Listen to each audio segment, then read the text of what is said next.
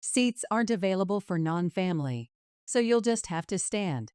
When I went to a restaurant to celebrate my grandson Tyler's milestone celebration, I found that there clearly wasn't a seat for me as we entered the designated room.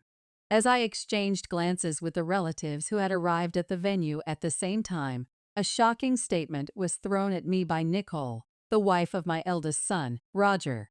Although I initially felt a rush of anger, a tap on the shoulder from my brother Philip calmed me down, and I found myself saying, "I guess we should head home then?"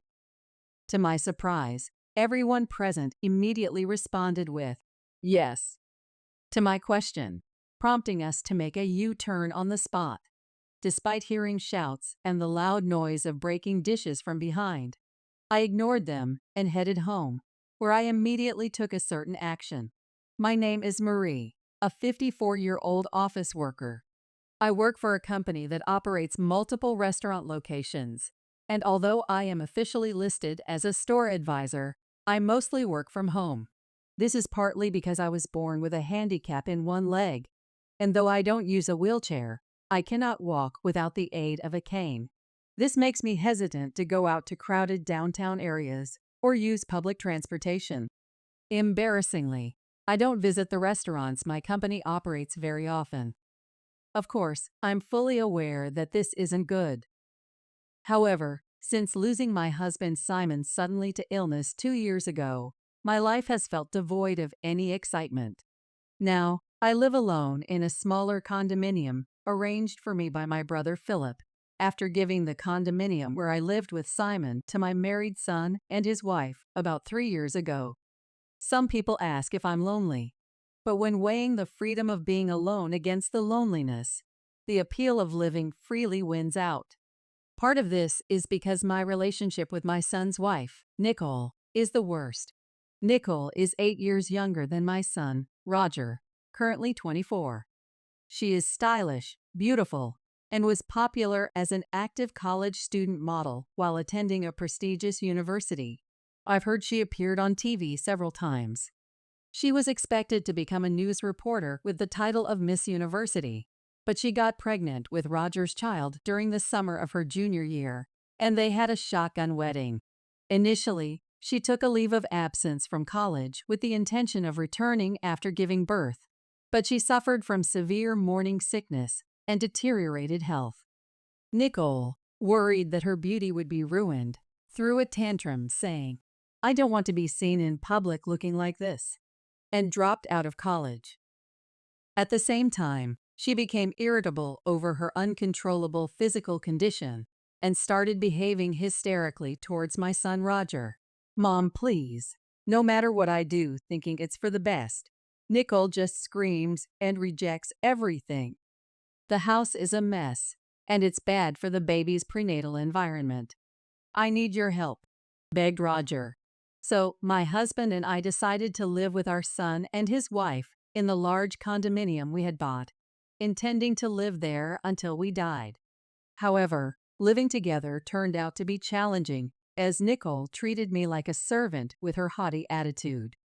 "Don't dawdle. Bring me my smoothie and crackers to bed quickly. Haven't I told you numerous times how sick I feel if I wake up with an empty stomach because of my morning sickness?" she would yell. And when she wasn't yelling about that, "Why are you washing my clothes with your old hag's clothes? No matter how expensive the fabric softener is, it won't keep it from the old hag's smell transferring to my clothes," she would screech so. Simon, seeing enough, would scold her firmly. "Is it common sense in this house to harass a pregnant woman?" But she would just snap back. Even when Simon suggested that Roger talk to her, "It's impossible. Nothing makes sense to Nicole right now. I wish you could just deal with it, Mom," he would say, laughing it off. As infuriating as it was, the fact that Nicole was pregnant made it so we had no choice but to endure her behavior. Had Simon been his usual self, perhaps he could have taken a firmer stand against Nicole and Roger. But looking back, Simon's body was probably already being slowly ravaged by disease at that time. Nicole had cluttered Simon's study and living room, which should have been his places of relaxation after hard work, with her beauty devices, leaving no space to rest. Even trying to soak in the large bathtub we had ordered to relieve his fatigue. Taking a bath with that old bugger gives me the chills. Just use the shower stall instead. I was met with such verbal abuse. Yet, Simon, arguing with those two just tires me out more, he said, deciding it was best to just endure it himself. Seeing Simon's attitude, Nicole and Roger, far from reflecting, escalated their tyrannical behavior even further. Even as I busily managed the household chores, dragging my ailing leg around, they paid no mind.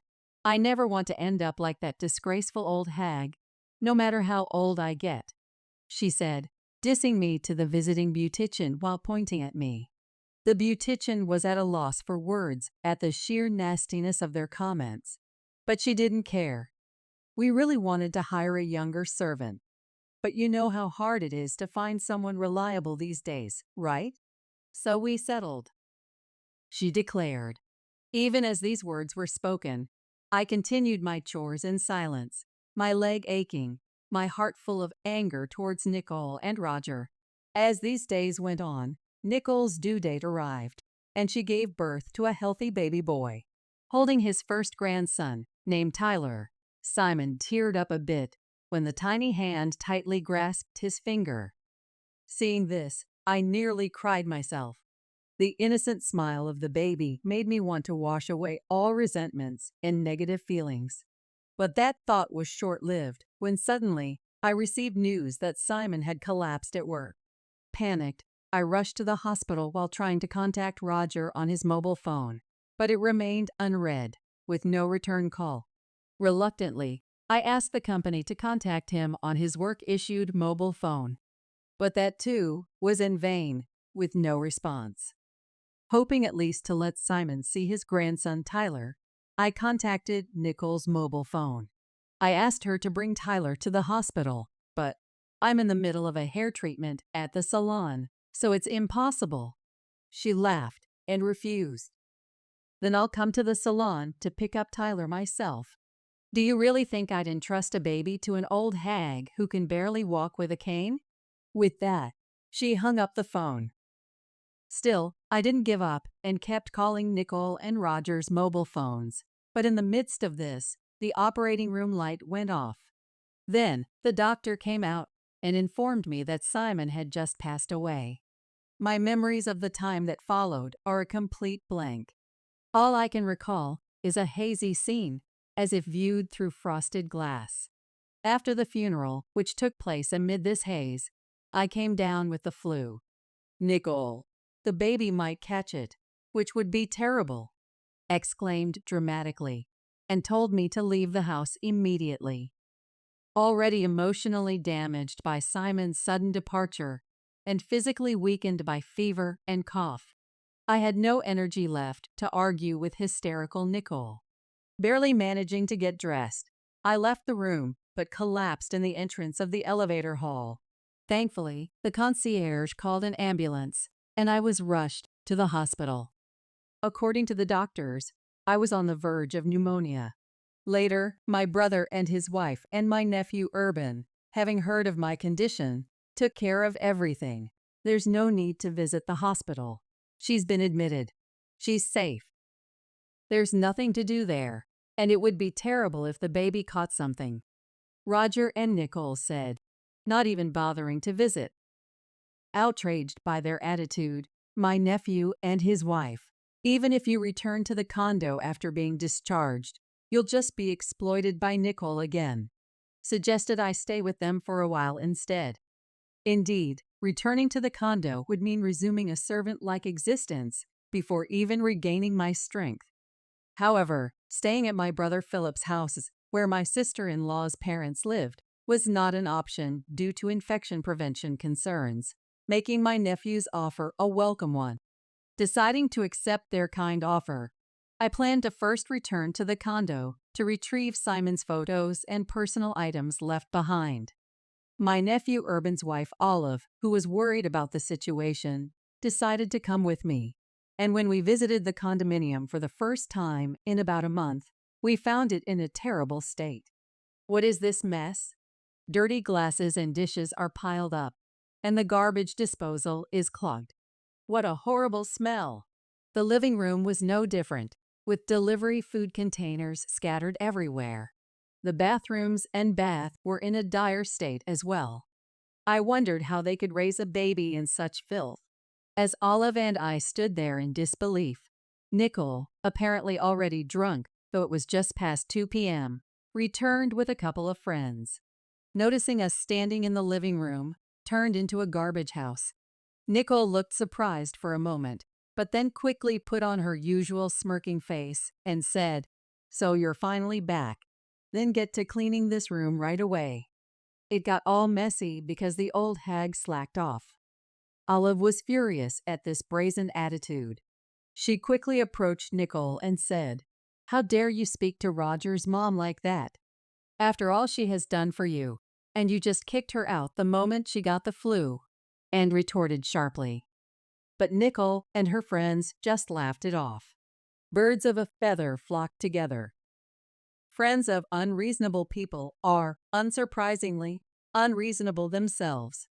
Then, as if they had a great idea, "Why don't you just leave for good? This place is going to be Roger's through inheritance anyway. The old hag can just go back to her parents' house," they said. As Olive grew even angrier, I somehow remained calm.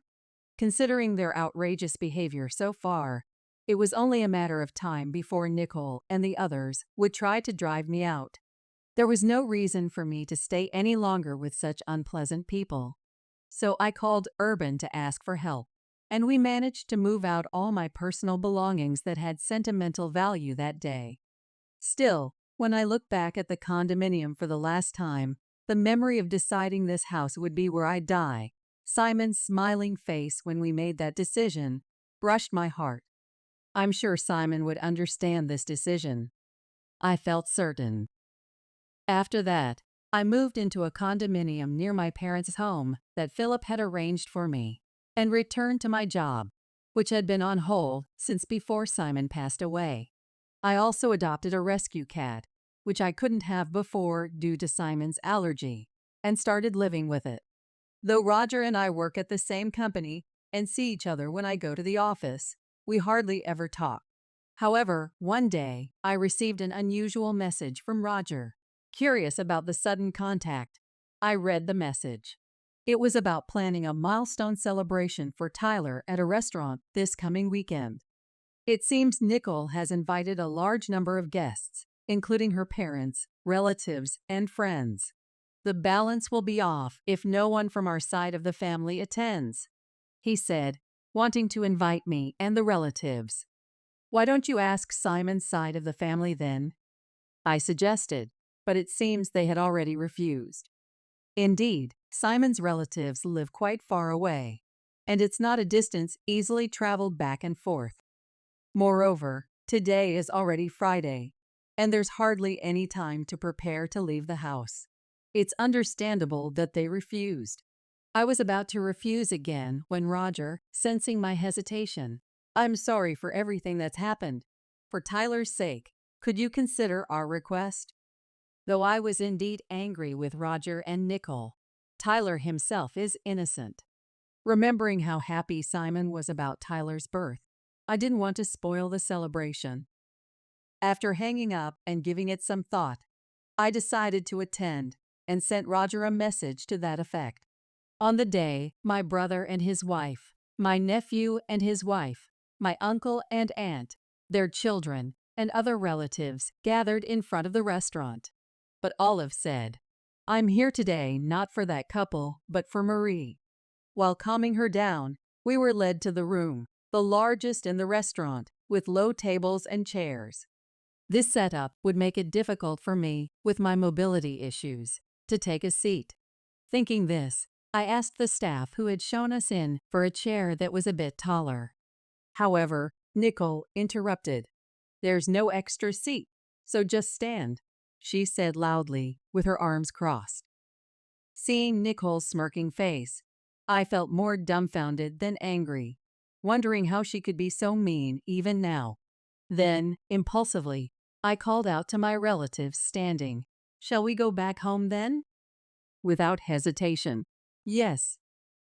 They all responded. The guests on Nicole's side became unsettled by this. Parting the crowd, Nicole's parents came forward, apologizing to me and my brother and his wife while hurriedly scolding Nicole. But Nicole, scolded in front of her relatives and acquaintances, became angry and started throwing anything she could get her hands on, like vases, framed pictures, and dishes. Screams, shouts, and the sound of things breaking filled the room, but we left without paying any further attention. Once the relatives and I had left the restaurant, Philip and I decided to hold a strategy meeting in preparation for what was to come. The company where I, the late Simon, and Roger worked was originally built by my grandfather. It's a family-owned business where our relatives own more than half of all shares, with my real brother Philip currently serving as the CEO. Simon was Philip's close friend since college and joined the company at Philip's request after graduating. He married a woman who was a clerk there and had a son, Roger. But after a long illness, his wife passed away when Roger was in the 8th grade. Philip, seeing Simon juggling work and home life alone, suggested I marry him, probably concerned about my future due to my disability and lack of social connections. Initially hesitant, "I'm a single father with a child, but I intend to take good care of you. Would you become part of our family?" I was swayed by Simon's words. Roger, who became my stepson, neither showed hostility nor warmth towards me, his new stepmother. Believing it was unreasonable to expect more from Roger so soon after losing his mom, I resolved to do my best as a stepmother. When Roger was about to graduate from college, "I want to work at the same company as Dad and Mom," he said, which moved me to tears. However, this peaceful period ended when Roger had a shotgun wedding with Nicole. After living with Nicole for a while, I couldn't ignore her domineering behavior and decided to have Roger firmly speak to his wife. I waited for Roger in the company's underground parking lot, but what appeared was Roger with his arm around a married colleague, unaware I was standing just a pillar away, getting intimately close. The shock was enough. But Roger then told the woman, "What if someone sees us here? We'd both get fired." To which he confidently replied, "I won't make such a mistake. And even if my affair gets exposed, the company can't fire me. After all, I'm the president's step-nephew." Unaware of my shocked state, Roger continued, "My real mom was just a country girl, but my stepmother, even if just in name, is the company's executive vice president and the granddaughter of the founder, so she owns a significant share of the stocks and assets. When she passes, all of that will be mine." Then he drove off with the woman. Overwhelmed by what I had just heard, I returned home, unable to tell Simon, replaying Roger's words in my head. Gradually, I understood why Nicole always spoke so disdainfully of me, and why Roger never reprimanded her. It was as if peeling back layers to reveal the truth. Nicole likely received a similar explanation from the beginning of their marriage. And I'm just a stepmother, after all, believing I'm merely a tool they can treat however they please until they inherit the estate. Both Roger and the grandchild yet to be born, since we're all strangers to one another. That's why they feel it's okay to treat me with disdain. But there's a truth neither Nicole nor Roger himself understands. In reality, Roger and I haven't gone through an adoption process. Legally, Roger is nothing more than Simon's stepchild, with no right to inherit my estate. Needless to say, for Philip, being a CEO, Roger is nothing more than a step-nephew, if even that. Recovering from the shock, I immediately consulted with Philip, Urban, and Olive. Following their advice, I took steps at the City Hall to ensure no unauthorized adoption could take place. Additionally, in case of any eventuality, I arranged to entrust the management of my personal assets to a lawyer, a process that was nearly completed when Simon passed away before me. Simon's own estate, having been mostly spent on his first wife's illness, consisted of little more than savings and life insurance, which I quickly renounced.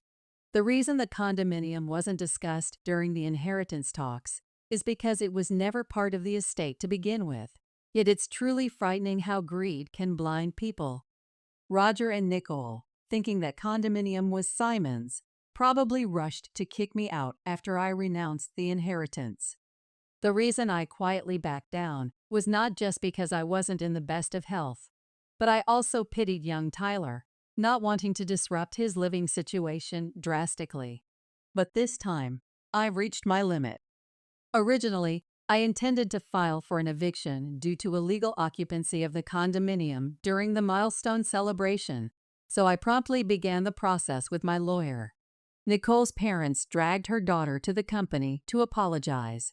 We were told by Nicole that we shouldn't visit because she needed to get along with the family of the person she married, that the birth and everything would be managed by Roger's family since an heir is being born, and we took her word for it. We had no idea things had come to this. We're truly sorry. No sooner had they been let into the living room than they apologized over and over, but it was too late for regrets. Hearing the commotion, Roger also came running. I had no idea my wife could be this unreasonable. I truly am sorry for what I've done to Mom. But when Nicole started crying, and he said to her, "We're getting a divorce. Take the kid and get out of that condominium," the look he gave me, almost groveling, truly sent shivers down my spine. Seeing my reaction, Philip looked at Roger with a cold gaze and said, "You know that store is part of our company's chain, right? Considering the fuss you've made, you'll both be paying for the damages. As for you, stay home until you receive an official summons from the company," and firmly kicked everyone out of the reception room. Afterward, Philip, my brother, began preparations to fire Roger, consulting the company's legal advisor. Right after the milestone celebration incident, he was furious, saying, "Not only is Nicole's disgraceful behavior appalling, but Roger's negligence in letting her run wild is just as bad. They even destroyed store fixtures and decor. Firing him is only natural, right?" Though he was initially adamant about firing him immediately, the other executives calmed him down, explaining that a disciplinary dismissal made in anger could disadvantage us in a lawsuit. So we turned to a law firm, introduced to us as being filled with capable lawyers, on a recommendation. True to their reputation, they did an excellent job, providing indisputable evidence that was more than sufficient to fire Roger. A week later, Roger, having been temporarily relieved from house arrest, was summoned to the head office meeting room, seemingly prepared for his dismissal, perhaps having gathered some inside information. Despite arriving with a lawyer, the sheer number of attendees overwhelmed him. But as Philip, sitting at the center of the board, began, "It goes without saying why we've called you here today. Your dismissal has been decided." Roger braced himself, clenching his fists. "Mr. Roger Miller, you are hereby dismissed." As Philip, acting as president, began reading the notice of dismissal to Roger, his lawyer immediately, "I object. My client admits to the troubles with his stepmother, Marie, but insists that connecting this to his dismissal is wrongful termination." A voice rose. Glancing at Roger beside him, he seemed quite pleased, nodding in agreement. As soon as the lawyer finished speaking, "There's no excuse for my ex-wife's rudeness at the recent milestone celebration, but that was a private matter. Isn't it wrong to fire me over it?" he argued. Then, conspicuously placing a voice recorder on the desk, "I'm also prepared to report this as harassment to the media, if necessary," he said with a smug face. Hearing this, Philip and the other executives remained silent, and Roger, mistaking their silence for victory. "You're aware of the public backlash against companies that violate compliance, right? Are you sure you want to fire me, knowing what will happen?" provoked further. At this point, Roger's lawyer, not showing the expected signs of disturbance, but rather a hint of a smirk, seemed puzzled. Yet Roger, ever so confident, failed to notice. Philip then asked, in a voice 2 octaves deeper than usual, "Oh, so you wish to continue working with us?" "That's a hard pass. However, if you wish for me to leave the company amicably, a certain amount of money as a settlement would be necessary," Roger said, leaning forward on the desk with a smirk, as if to challenge the surrounding executives. But in the next moment, laughter erupted spontaneously from everyone present. Some were even laughing so hard that tears formed at the corners of their eyes. Taken aback by their reaction, Roger quickly turned red and began cursing foully. His lawyer frantically tried to calm him down, but the dismissal notice naturally includes the reasons for dismissal. "I'll explain them now, and if you have any objections, we can discuss them afterward," Philip declared, his presence overpowering Roger and his lawyer into silence, both sitting down. Then, a group in dark suits stepped forward, bowed slightly, and turned on the electronic blackboard in the center of the meeting room. Immediately, the screen displayed screenshots of pages where wine, exclusively imported for group participation restaurants, was being sold on an online marketplace. Next, the screen showed an enlarged photo of the wine seller's icon. The moment it was displayed, Roger stood up quickly. "This isn't me," he exclaimed in desperation, turning pale. And for good reason. The photo used for the icon was a cropped selfie of Roger. The screen neatly displayed the original photos alongside, with an image match rate of 100% written in red. Facing the lawyer, still unable to grasp the situation, a man from the group of dark suits stepped forward, introducing themselves as the law firm hired by the company. "Let me explain the reasons for the dismissal notice. The reasons include embezzlement, harassment, and undue pressure within the workplace, using his executive position, leaking confidential company information, unauthorized absences, tardiness, loafing, and damaging the company's reputation through inappropriate use of a company car," he smoothly explained, further adding that the company's legal and accounting departments had been secretly investigating rumors of the wine, supposed to be sold exclusively in stores, being traded online. In the process, they identified the source account and, collaborating with the police and other relevant parties, discovered that the account was linked to Roger's online banking account. Additionally, the inventory management department uncovered the existence of double books. Upon questioning, several employees confessed that they had been coerced into participating in the illegal activities by Roger, who implied they would be fired if they did not comply. As this explanation unfolded, Roger was sweating profusely, but his complexion turned even paler at the next images displayed. It was a video seemingly taken secretly with a mobile phone, capturing Roger as he subjected female interns and temporary staff to sexual harassment and unbearable words. Roger's lawyer, standing by, couldn't take his eyes off the repeating video, mouth agape.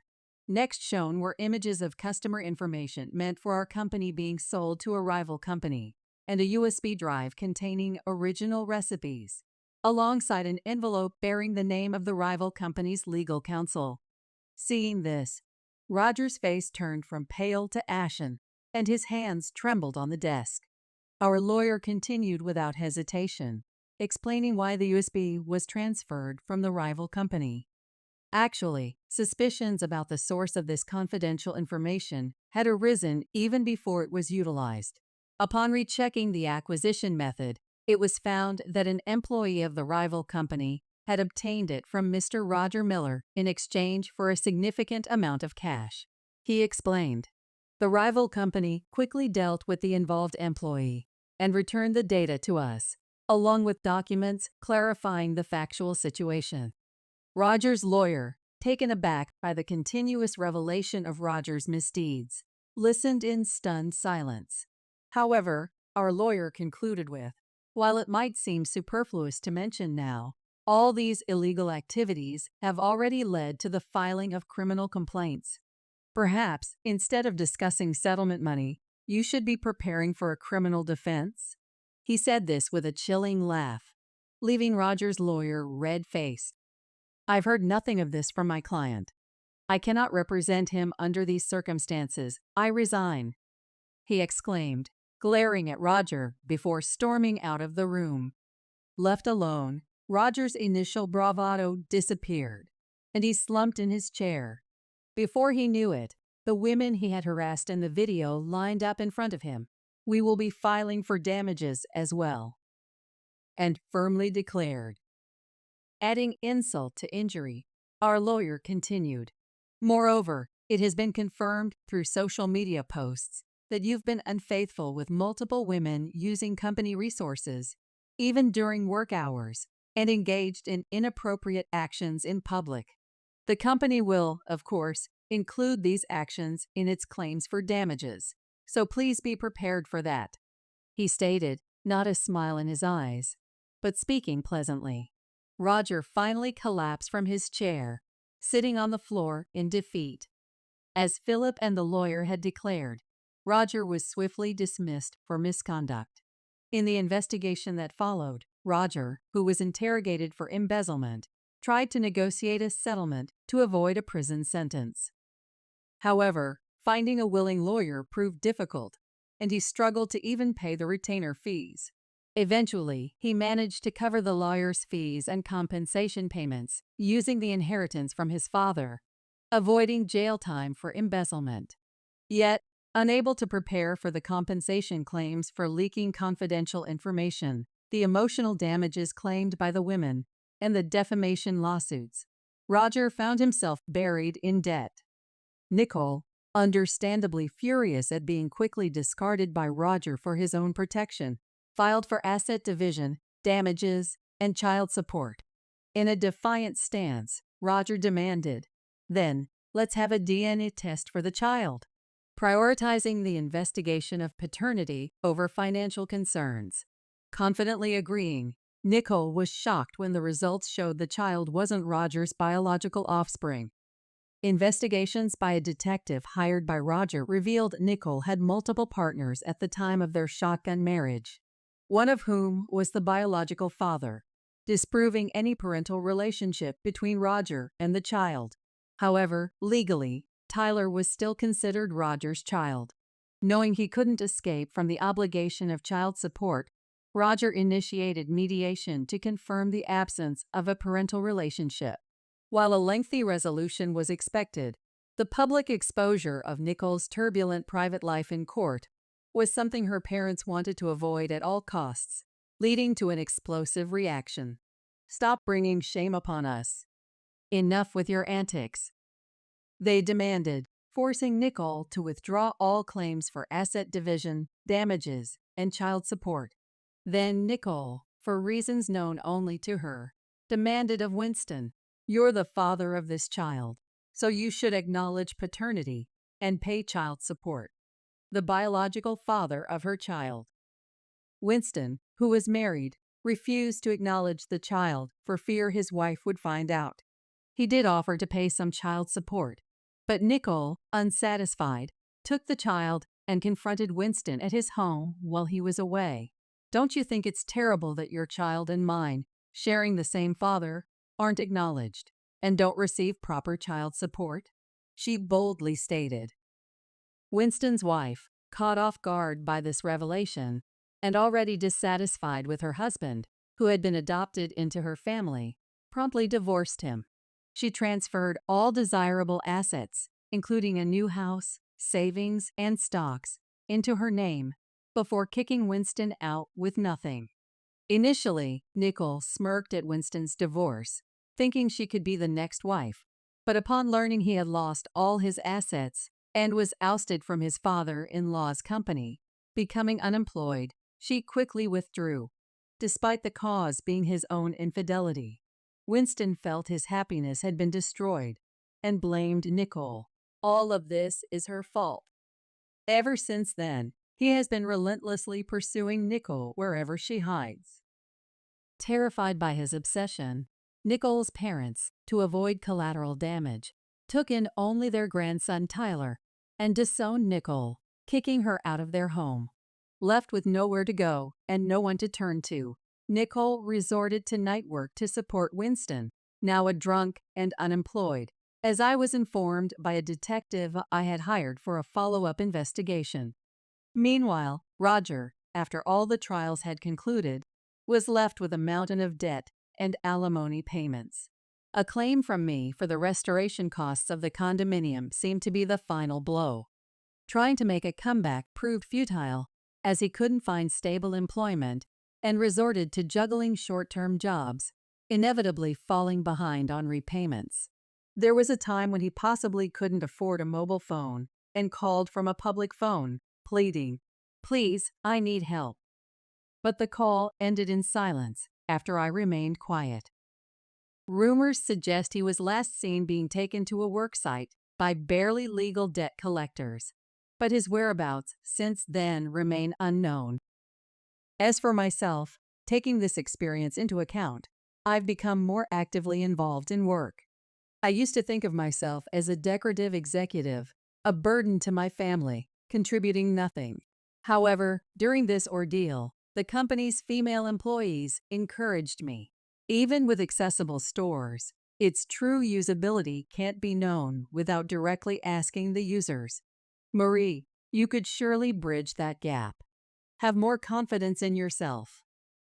Getting more involved in on-site work made me realize I had become a pro at finding reasons for why I can't do this, or that's impossible.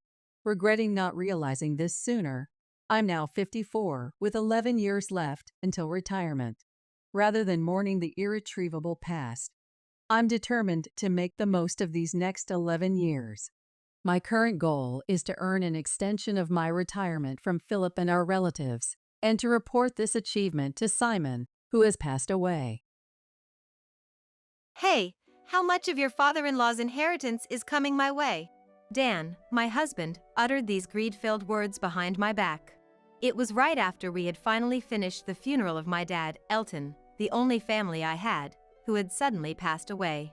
Instead of comforting me, who was drowning in sorrow, Dan casually started talking about money. Dad was a famous lawyer who often appeared in the media and probably made a substantial income. Dan and I had a good relationship at the beginning of our marriage, and he never mentioned any desire for my dad's status or wealth. However, things started to change drastically within months. He stopped doing housework, slacked off at work, lowering his evaluation at the company, and started drinking daily, often coming to work hungover. Eventually, he became so negligent that he would miss work without notice. It seemed he had grown complacent because of my dad's money. And now, with my dad gone, Dan had finally shown his true colors. The way he trampled on my feelings of loneliness and mourning brought on an overwhelming sadness and a rage that bubbled up from the depths of my stomach. Lying face down on the bed, I told him without even looking in his eyes, "There's no inheritance. I'm the child of my mom who passed away long ago, a stepdaughter. I'm not a real family member, so I can't inherit anything. $0. Dan's face turned pale all at once. "Lies! Stepdaughter? I've never heard such a thing before." As I spoke calmly, Dan suddenly yelled so loudly it echoed throughout the room. You tricked me. I was looking forward to the inheritance knowing your dad was a famous lawyer. I married an ugly old hag like you for nothing. I'm divorcing you right away."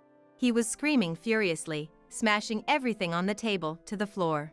Stuffed animals, a photo frame from our wedding, a mirror we bought on a trip, memories of our time together shattered into pieces with loud noises. Was this the true feeling of the man I loved, with whom I shared many happy times when we first met? A mix of disappointment and disillusionment, I collapsed, powerless. I couldn't let Dan see the unstoppable smile that was about to break through. "My name is Christy. I'm a 36-year-old working for a cosmetics company. My husband's name is Dan. He's 5 years younger than me, and we met at the gym we both attended. Both Dan and I work in sales at different companies. My dad was a famous lawyer who often appeared in the media, praised as Elton, the lawyer you'd definitely want to consult. Of course, his sales and assets seemed to be quite substantial. My existence never became widely known to the public since my family never appeared in the media, But still, people around us would notice. Neighbors, acquaintances, friends, and coworkers often mentioned my dad, given his prominence. The fact that Dad was wealthy led many to mistakenly think I was financially comfortable, attracting those who were after the money. By my 20s, I was already fed up with this situation. Although I had a few boyfriends, it became clear that they were all ultimately interested in my dad's wealth. As our relationships deepened, they would say things like, "I'd like to be introduced to Elton," or "If we get married, Elton will support us, right?" Each time, I ended up breaking off the relationship. It was always about Dad. No one saw me for me. Dan approached me when I was feeling particularly jaded. He would always talk about the gym or everyday things, never once bringing up my dad during our dates. When we discussed our families, his attitude was perfectly normal. He might not even know about my dad. He seemed genuinely happy talking to me, enjoying meals at affordable restaurants or visiting theme parks, just like any normal couple would. Just being with Christy makes me incredibly happy. Seeing you smile by my side fills me with joy. I admire that you never slack off, whether it's work, hobbies, or improving your skills. While eating delivery pizza at his place, Dan said that to me. I want to enjoy lots of things together with you in the future. Would you like to be my girlfriend? Having gradually opened up to him over our dates, his words warmed my heart. This person saw me. With him, I could share a life of mutual support. Tears welled up in my eyes as the pizza in my mouth tasted suddenly salty yet somehow sweet. Thank you. I'm very happy with you too. Please, let's be together. He lovingly supported me as I cried uncontrollably. There were no demands for dining at fancy restaurants that hinted at my wealth, nor any eagerness to assess my family home as if appraising it. We found genuine happiness in each other's modest living spaces, sharing simple meals or delivery pizza. Filled with a sense of security, I instinctively hugged him. Our relationship progressed smoothly, and he never showed any interest in my family background. After 3 years of a very normal relationship, we got engaged. Naturally, meeting each other's parents was unavoidable. I was quite nervous about inviting him to my family home. Since he seemed unaware of my dad's identity, I feared he might get scared off upon finding out.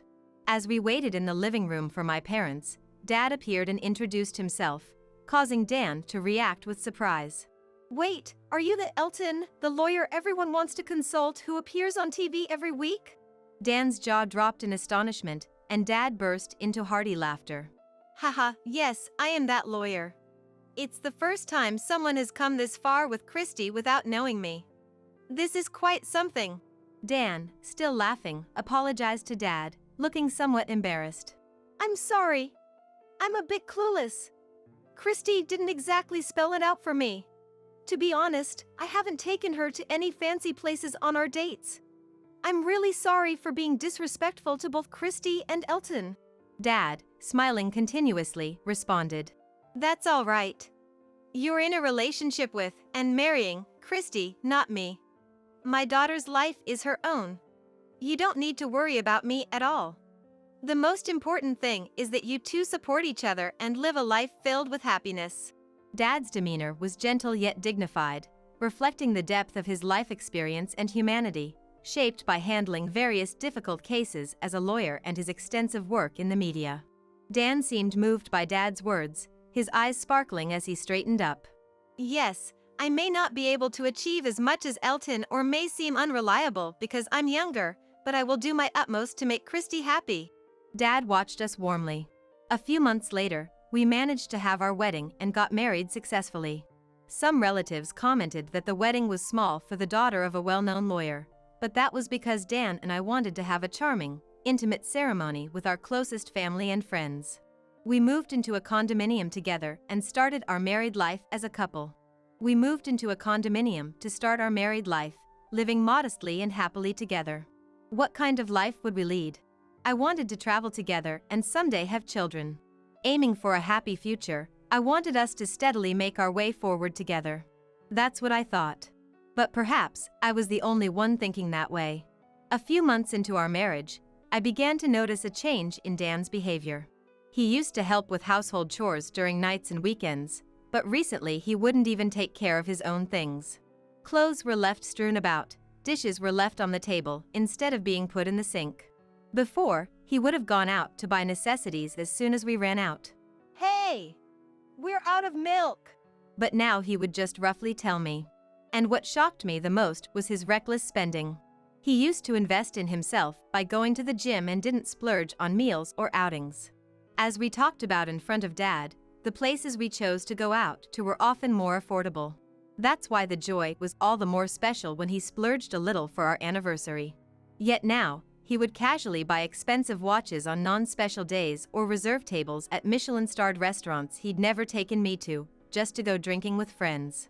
It was too much to overlook, so I get wanting to splurge, but are we okay financially? When I asked, Now that I'm married, I have to spend generously to show some presents. he responded vaguely, saying things like, "We need to save for when we have children, and it's troubling if you keep splurging on yourself." Even when cautioned, It'll be fine. We'll manage somehow. such was his irresponsibly casual response. It was around this time that I was growing weary of Dan's lackadaisical attitude. Both his company and mine were businesses that provided a bonus as extra income during this period. There was no significant change in my bonus. If anything, it had slightly increased, perhaps as a recognition of my daily efforts. The problem was with Dan's bonus. The figures on his statement were one digit less than expected. Dan looked a bit upset, and when asked, It's reduced to about a third of what it was last time. that's what he said. There haven't been any reports of significant declines in the performance of the industry or the company he works for. It was clear that the assessment was due to an issue with him personally. Thinking about it, you've been out drinking a lot lately and coming home late.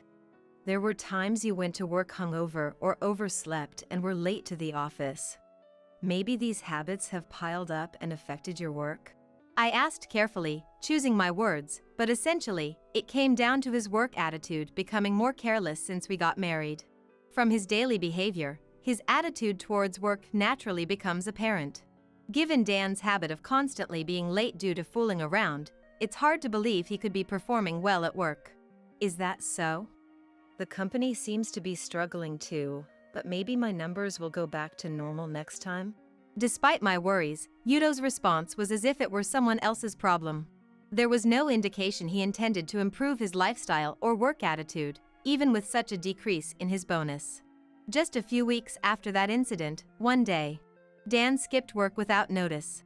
As usual, he must have come home late at night after drinking, because even when I tried to wake him up several times the next morning, he wouldn't get up. I don't care anymore. I left those words behind and headed to my own job, but in the end, Dan never did get up on his own to go to work that day. Moreover, he apparently continued to sleep in bed all day without even bothering to contact his workplace. When I returned home and saw Dan still in bed, just as he was in the morning, I was stunned. Did you really miss work without telling anyone? Outraged by his irresponsible behavior as both a husband and a professional, I couldn't help but raise my voice. I couldn't wake up. The company called, so I took the day off. Unbelievable. The company, concerned about his absence, had taken the trouble to contact him. He had inconvenienced his workplace, leaving a gap in his responsibilities, and showed no sign of remorse. I felt hopeless facing this changed Dan, who seemed like a different person from the man I married. So, you're skipping work without notice now. What will you do if you get fired for something like this? I raised my voice, worried about his future, our future. The next words out of Dan's mouth were shocking. Then, we can just borrow money from your dad. In that moment, everything went dark before me. When had he become someone who relied on my dad's wealth? He had promised my dad to build a happy life with me, supporting each other. He used to say he was happy just being with me, enjoying our modest life. I felt foolish for believing we could be happy together. Now, it seems he's with me just for the money after all. This makes him no different from the people in my past. Do people inevitably get blinded by money? Was introducing him to my dad before our marriage a mistake? Disappointment, regret, despair, and sorrow overwhelmed me. If things continued this way, divorce might become an option. Although he stopped missing work without notice after receiving a serious warning from his company, he didn't quit his extravagant nightlife or wasteful spending. When he impulsively bought luxury brand shoes and bags without thinking, I felt fear for what might become of him. Living with this uncertainty, months passed by. Then one day, suddenly, my dad passed away. It wasn't due to an accident or incident, but a sudden illness. Naturally, Dad's professional circle and the media were in uproar, and my life became instantly busier. Having lost my mom long ago and without any siblings, my dad was my only family. I barely had time to mourn until after the funeral was over, but once everything settled, a profound sense of loss and sadness hit me. My dad, who raised me as a single father amidst his busy professional and media career, always remained calm and wise, and he was my lifelong role model. In moments of despair during exams or job hunting, I was encouraged by the sight of my dad's back, never sparing effort or learning in anything. He passed away too soon at 66. Left alone, I was grieving in my room when Dan barged in without knocking. He had barely helped with the funeral arrangements, mostly just fiddling with his smartphone in a corner while I was busy organizing everything. I had reached a point of resignation towards him and didn't even bother to scold him at that moment. As I was crying, hunched over on my bed, Dan didn't even squat down to meet my gaze but instead stood and said, "Hey, how much is the inheritance?" "It all comes back to money." Disgusted and without responding to his question, he approached me and raised his voice. "How many millions are there? With all that earning, there must be a considerable amount left, right? You're the only next of kin, so we should get something, right?" Even though my wife's dad had passed away, an indecent smirk was playing across his face. It seems he believes that with her dad gone, he's become a billionaire overnight. The thought of living lavishly without working, dangled before him, made me feel a visceral disgust towards his drooling, debased expression. Lying face down on the bed, I told him without even looking at him. "There's no inheritance."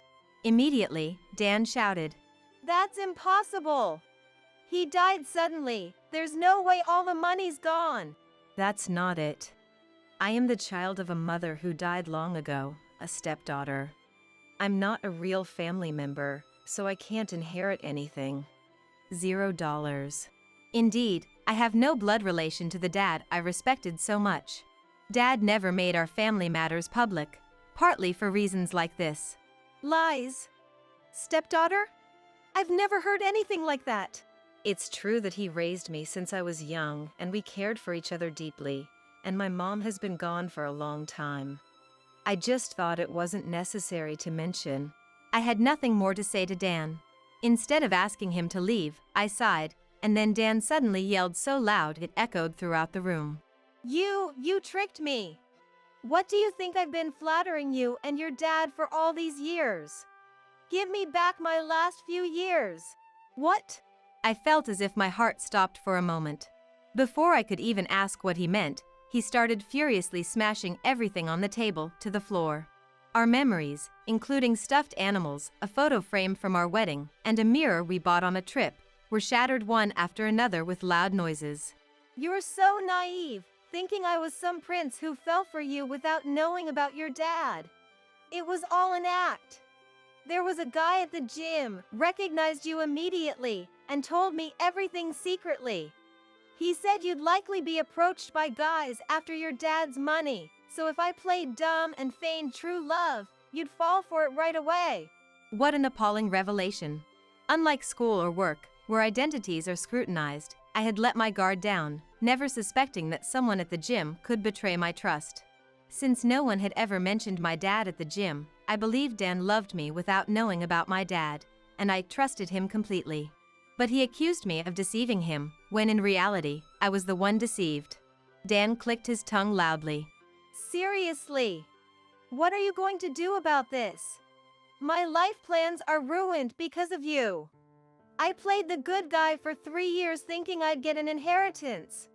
I wouldn't have bothered with an ugly old hag like you otherwise." His true colors showed as he mercilessly spoke his mind. My disappointment had already reached its limit, and I felt nothing but a cold emptiness inside, lacking the energy to retort. "Once the inheritance was secured, I was planning to divorce you. I've been seeing someone else for a year, planning to marry her instead and build a great life with your dad's money." His admission of deceit was followed by a confession of infidelity. I had to respond to that. I lifted my face, opened my eyes wide, and stared intently at his face. What did you just say? A year ago? That's around the time we decided to get married. Yes. It had been about a year since he proposed, and we visited my dad to announce our engagement. You didn't start cheating because we were getting married, did you? Exactly. If I'm to be with someone, it better be someone young and beautiful. I had my eye on this girl for a while. Pretty girls cost money, you know. I couldn't afford her on my salary, so I figured I'd secure the marriage with you. What a meticulously cruel plan. He, and even my dad, were merely pawns for his trivial desires. His nights out with friends and colleagues were actually dates with his mistress. Anger made my heart race. And my fingers began to tremble. Ah, what a loss. If there's no money, you're of no use to me. Let's just get divorced already. He spat out those words dismissively. Facing him, I spoke calmly. That's obvious. Who would want someone who's been lying and cheating all along? Let's divorce as soon as possible. And since you've been unfaithful, I'll be seeking alimony. His reaction to the mention of money was immediate, but he quickly became enraged again. Alimony! I should be the one receiving it, having been deceived all this time. And do you have proof of my cheating to show a lawyer? Any photos? Recordings? You have nothing, right? Despite his provocation, I tried to remain composed. You're right. Without concrete evidence, seeking alimony might be difficult. So, I won't ask for it. There's no inheritance, so no property division either. Just promise never to involve yourself with me or my family ever again. That's enough for me. Dan, with lifeless eyes, said. Fine by me. I never want to deal with you again. With those words, he left the room, slamming the door loudly behind him. Later, we easily finalized our divorce after he signed the divorce papers and a written agreement not to contact me again. Losing both my dad and Dan within days left me feeling empty as I returned to my family home. Dad's presence still lingered in the room he used to live in, and I found myself crying there once more. After taking some time off work due to my dad's passing, I gradually returned to my job and began to adapt to life back at my family home, slowly regaining a sense of normalcy. About 2 weeks later, my mobile phone started ringing incessantly throughout the day.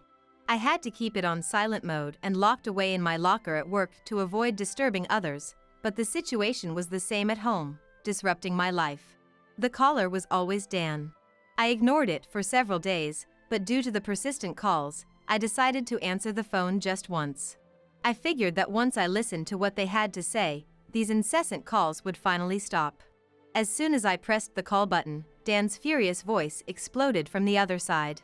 You really had me fooled, didn't you? There was an inheritance after all, wasn't there? Why didn't you give it to me? His loud yelling was so unpleasant that I instinctively pulled the phone away from my ear. The TV in the room was showing the news, and I glanced at it sideways. It was about how the considerable fortune left by the recently deceased lawyer Elton had been donated entirely to non-profit organizations by his family. Dan must have seen this news and realized there indeed was an inheritance, becoming furiously enraged. There was a slight lie in my earlier statement about there being no inheritance for me as a stepdaughter. Although it was true that Elton and I had no blood relation, my parents had remarried when I was still in elementary school, and I had been legally adopted. My dad, a renowned lawyer, had prepared a will long ago, leaving all his estate to me. Of course, being drafted by a professional lawyer, it was legally impeccable. When my dad passed away, Dan was already leading a wasteful and lazy life. Fearing that revealing the inheritance would only lead him to squander it without working, I chose to remain silent. And what about that amount? $2 million. With that kind of money, I wouldn't have to worry about living expenses ever again. Why did you keep quiet, you idiot? Now that we were divorced and essentially strangers, he had no claim over my family's money. He seemed furious, having lost the chance to access a significant sum of money. That's exactly why.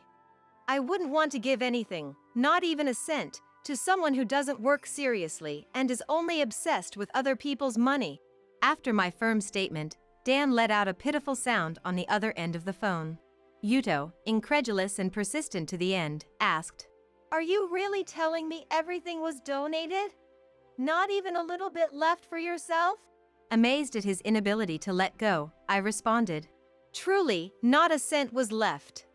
Every last bit of Dad's money has been donated. There's nothing left here." A loud and blatant sigh of frustration came through the phone. "You really are an idiot. Why would you donate everything? You could have had a good life if you kept it for yourself. Ah, well. I guess divorcing a stupid woman was the right choice after all." With those parting words filled with disdain, he hung up the phone, ending the conversation unilaterally. Finally, the storm had passed. I took a deep breath and promptly blocked Dan's number, seeking to close that chapter of my life for good. In the aftermath, it seemed Dan continued his reckless lifestyle, drinking away his sorrows nightly, further deteriorating his performance and reputation at work. Furthermore, his actions post-divorce, especially marrying for an inheritance and then quickly divorcing after my dad's death, became known at his workplace, further diminishing his character in the eyes of his colleagues. Curious, I used social media to look up Dan's mistress and easily found her account. It appeared Dan had been quite generous with her while he was counting on my dad's inheritance. However, with everything gone, he could no longer afford to pamper her as before. Upon reading a post from a mistress saying, "The guy I was seeing finally divorced his wife, but lately he's always complaining about not having any money. There are no more gifts or dinners. I was with him because he seemed like he could afford to spoil me, but I think it's time to break up." I held my aching head. If Dan was after our money, it seems his mistress was after Dan's money. It turns out, every single one of them was greedy for money, lacking any decency. I closed the page with a stern face, deciding never to visit it again. It was about 3 weeks after my last phone call with Dan. An unexpected visitor arrived at my workplace. A colleague, looking somewhat troubled, came to fetch me, and in the hallway waited Dan, looking worse for wear than before. "What are you doing, showing up at my work like this?" As I spoke nervously, Dan looked at me with a sleazy grin, as if trying to charm me. "After thinking, when your bonus went up and mine went down, you must have some savings, right? I've racked up some debt from shopping on credit and using my card for drinks. It's gotten to the point where it's affecting my living expenses. I was hoping you could help me out a bit. Please?" I was taken aback, having never expected the conversation to turn to my finances, and my eyes widened in surprise. "I've been using loans for shopping and my card for drinking, and now I've accumulated debt. If this continues, it'll affect my living situation. I need a little help. Come on, it's okay, right?" Dan pleaded, clasping his hands together, "Please." His audacity to now ask for my savings, after finally giving up on my dad's inheritance, was staggering. I felt dizzy with disbelief and nearly collapsed on the spot. "Absolutely not. I spoke firmly, directly. Every time you look at someone, it's money, money, money. I'm sick of it. If you want money that badly, work for it earnestly, save up, and earn it yourself. Don't give me that scary look. You really are ugly. You want to know how much debt I have? It's $20,000. The girl I thought I'd marry recently dumped me for being stingy, and now I'm at rock bottom. Can't you help me out just a bit?" He persisted, his face a picture of misery. The sight of him sulking after losing both money and women was just pitiful and ugly. "It's your own fault for recklessly depending on my family and accumulating debt on your own. Take care of it yourself. It's really bothersome, so please, just leave now." As our heated exchange attracted attention, employees and security guards began to gather. Many of my colleagues, familiar with my dad and having attended my wedding, recognized Dan. My boss, who arrived promptly, had security escort Dan out, ensuring the situation was resolved peacefully, then assured me he would make arrangements to prevent Dan from entering the company premises in the future. Then my boss. Expressing anger towards Dan, my boss sympathized with me. Furthermore, my boss praised my diligent and accurate work performance and told me that my next evaluation would reflect positively on this. Additionally, my boss praised my diligent and accurate work performance and promised that the next appraisal would positively reflect this. Afterwards, Dan, whose lifestyle had deteriorated, started to frequently arrive late and miss work without notice, eventually leading to his dismissal from the company. Of course, he had no savings to speak of, and soon he couldn't pay for rent or living expenses, leading to him being evicted and seemingly lost on the streets. Dan, whose health had declined due to excessive drinking and who had become unkempt, was of course unable to find re-employment as a full-time employee. Somehow, he managed to find a live-in part-time job and is slowly paying off his debt with the meager wages he earns. For years, he continued to deceive a woman, and when things didn't go his way, he would become infuriated. Incapable of proper self-management, he allowed himself to drift towards easier paths, continually indulging his weaknesses. Such a self-centered, childish man is now forced to live a constrained life, gritting his teeth through hardship. Unbeknownst to Dan, I still had a secret. The condo where I lived, a property my dad left in a prime location in Tokyo, held significant asset value. After living here for a while, I'm considering finding a new place to live or, if I find a new partner someday, selling this condominium. Moreover, while it's true that the inheritance was donated, it wasn't the full amount as I told Dan. Elton's will had stated. Feel free to use it as you wish, but make sure to use some for yourself too. Knowing my interest in supporting children's charities worldwide, my dad had anticipated my decision to donate. I chose not to betray my beloved dad's wishes, and kept a portion for myself, as advised in his will. A quarter of the inheritance, amounting to $500,000, currently sits in my account. Of course, I won't spend it on brand-name goods just for show or on fleeting pleasures that hold no lasting value. I intend to use it carefully for my future, valuing its significance. Sally, you know what? If I can find evidence of how badly you've treated me, the law states that I could get an increased alimony in the divorce settlement.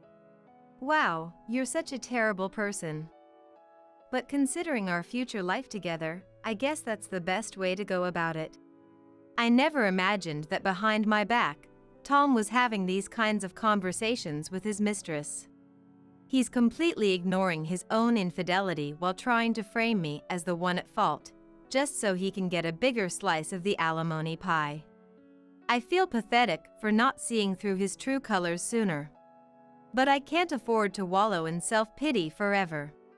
I have someone precious I need to protect. No matter what, I have to safeguard my life with Henry, and I won't rest until I make that man pay for what he's done. That cheating bastard who's been having the time of his life, and that homewrecker who shattered my family while I was struggling with infertility treatments. I'll never forgive them. I'm Maria. I'm a working mom and I will be turning 37 this year. Living with my husband Tom, who's 6 years older, and our only son Henry. It's been 15 years since I graduated college and started working full-time at a welfare organization. Every day is a whirlwind of work and mommy duties. The welfare group I work for exclusively uses office supplies from the manufacturer Tom works at. So Tom and I go way back. Tom is a salesman at a major stationery company, and he's got a real way with words. When I was a newbie, I was at the very bottom of the totem pole. Ordering supplies, dealing with manufacturers, all the grunt work fell on my shoulders. That's when I met Tom. Thanks for everything, as always. You know, Maria, I've always thought you have a beautiful smile. Flattery will get you nowhere, mister. What's with the sudden compliment? I'm just the type who blurts out whatever that's on my mind. I bet if I had a meal with you, it would taste dozens of times better than usual. Back then, Tom was popular with the other female employees and super handsome, so I certainly didn't mind being complimented like that. Smooth talker, huh? Well then, how about we grab a bite sometime? You like your booze, don't you, Tom? How'd you know that? That sticker on your phone, it's from that wine event, right? I went to that too. We really hit it off chatting about the wine event and started going out for drinks after that. The more dates we went on, the more naturally the topic of marriage came up. I was 25 and Tom was 31 when we tied the knot. The timing felt just right, and as someone who loves good food, I felt lucky to be marrying a guy I could geek out about the same interests with. Married life was going smoothly, but every now and then Tom would catch me off guard with some out-of-the-blue comments. One time, Tom suddenly said he wanted to buy a house. We hadn't been married long and didn't have any kids yet. It completely threw me for a loop. Wait, you want to buy a house now of all times? Yes, now. Just hear me out. This was right around the time I turned 31. And was in the thick of fertility treatments. Each day felt like being stuck in a tunnel with no end in sight. The ever-increasing expenses and stress were suffocating me. But you never even mentioned wanting our own place before. Isn't this too sudden? There were plenty of times I couldn't figure out what Tom was thinking, but this was the first time he'd ever sprung something so unexpected on me. We don't know what the future holds. There could be job transfers and whatnot. Tom works for a big stationery company, and talks of relocating for work come up every few years. When you're married and thinking about having kids, you can't help being sensitive to that stuff. Tom seemed to have been thinking about it too. I want us to build our future right here. What do you think, Maria? I know what you mean. My family's close by too, and I don't want to leave this place. I had a feeling you'd feel the same way. For all we knew, we could have a baby any day. I didn't want any big changes to our current situation. I agreed to Tom's suggestion and we started making preparations to get our own house. Thank you for understanding. It means a lot. Just then, I remembered something my father had said. It just so happens that my dad has some land he's planning to repurpose from rice fields. He's looking to sell it now, so I'll ask if he'd be willing to give it to us instead. What a stroke of luck! If that works out, it would be such a blessing. When I consulted my father about the land and building our own home, he gladly agreed to hand it over to us. We decided to accept the plot from my parents and build our dream house there. The only issue was whose name to put on the deed. Due to his student loans and other debts, Tom didn't pass the screening for a mortgage. It was an unexpected hurdle, but we were both determined to build our home no matter what. The thing is, I've got some money I've borrowed, so I can't qualify for a mortgage.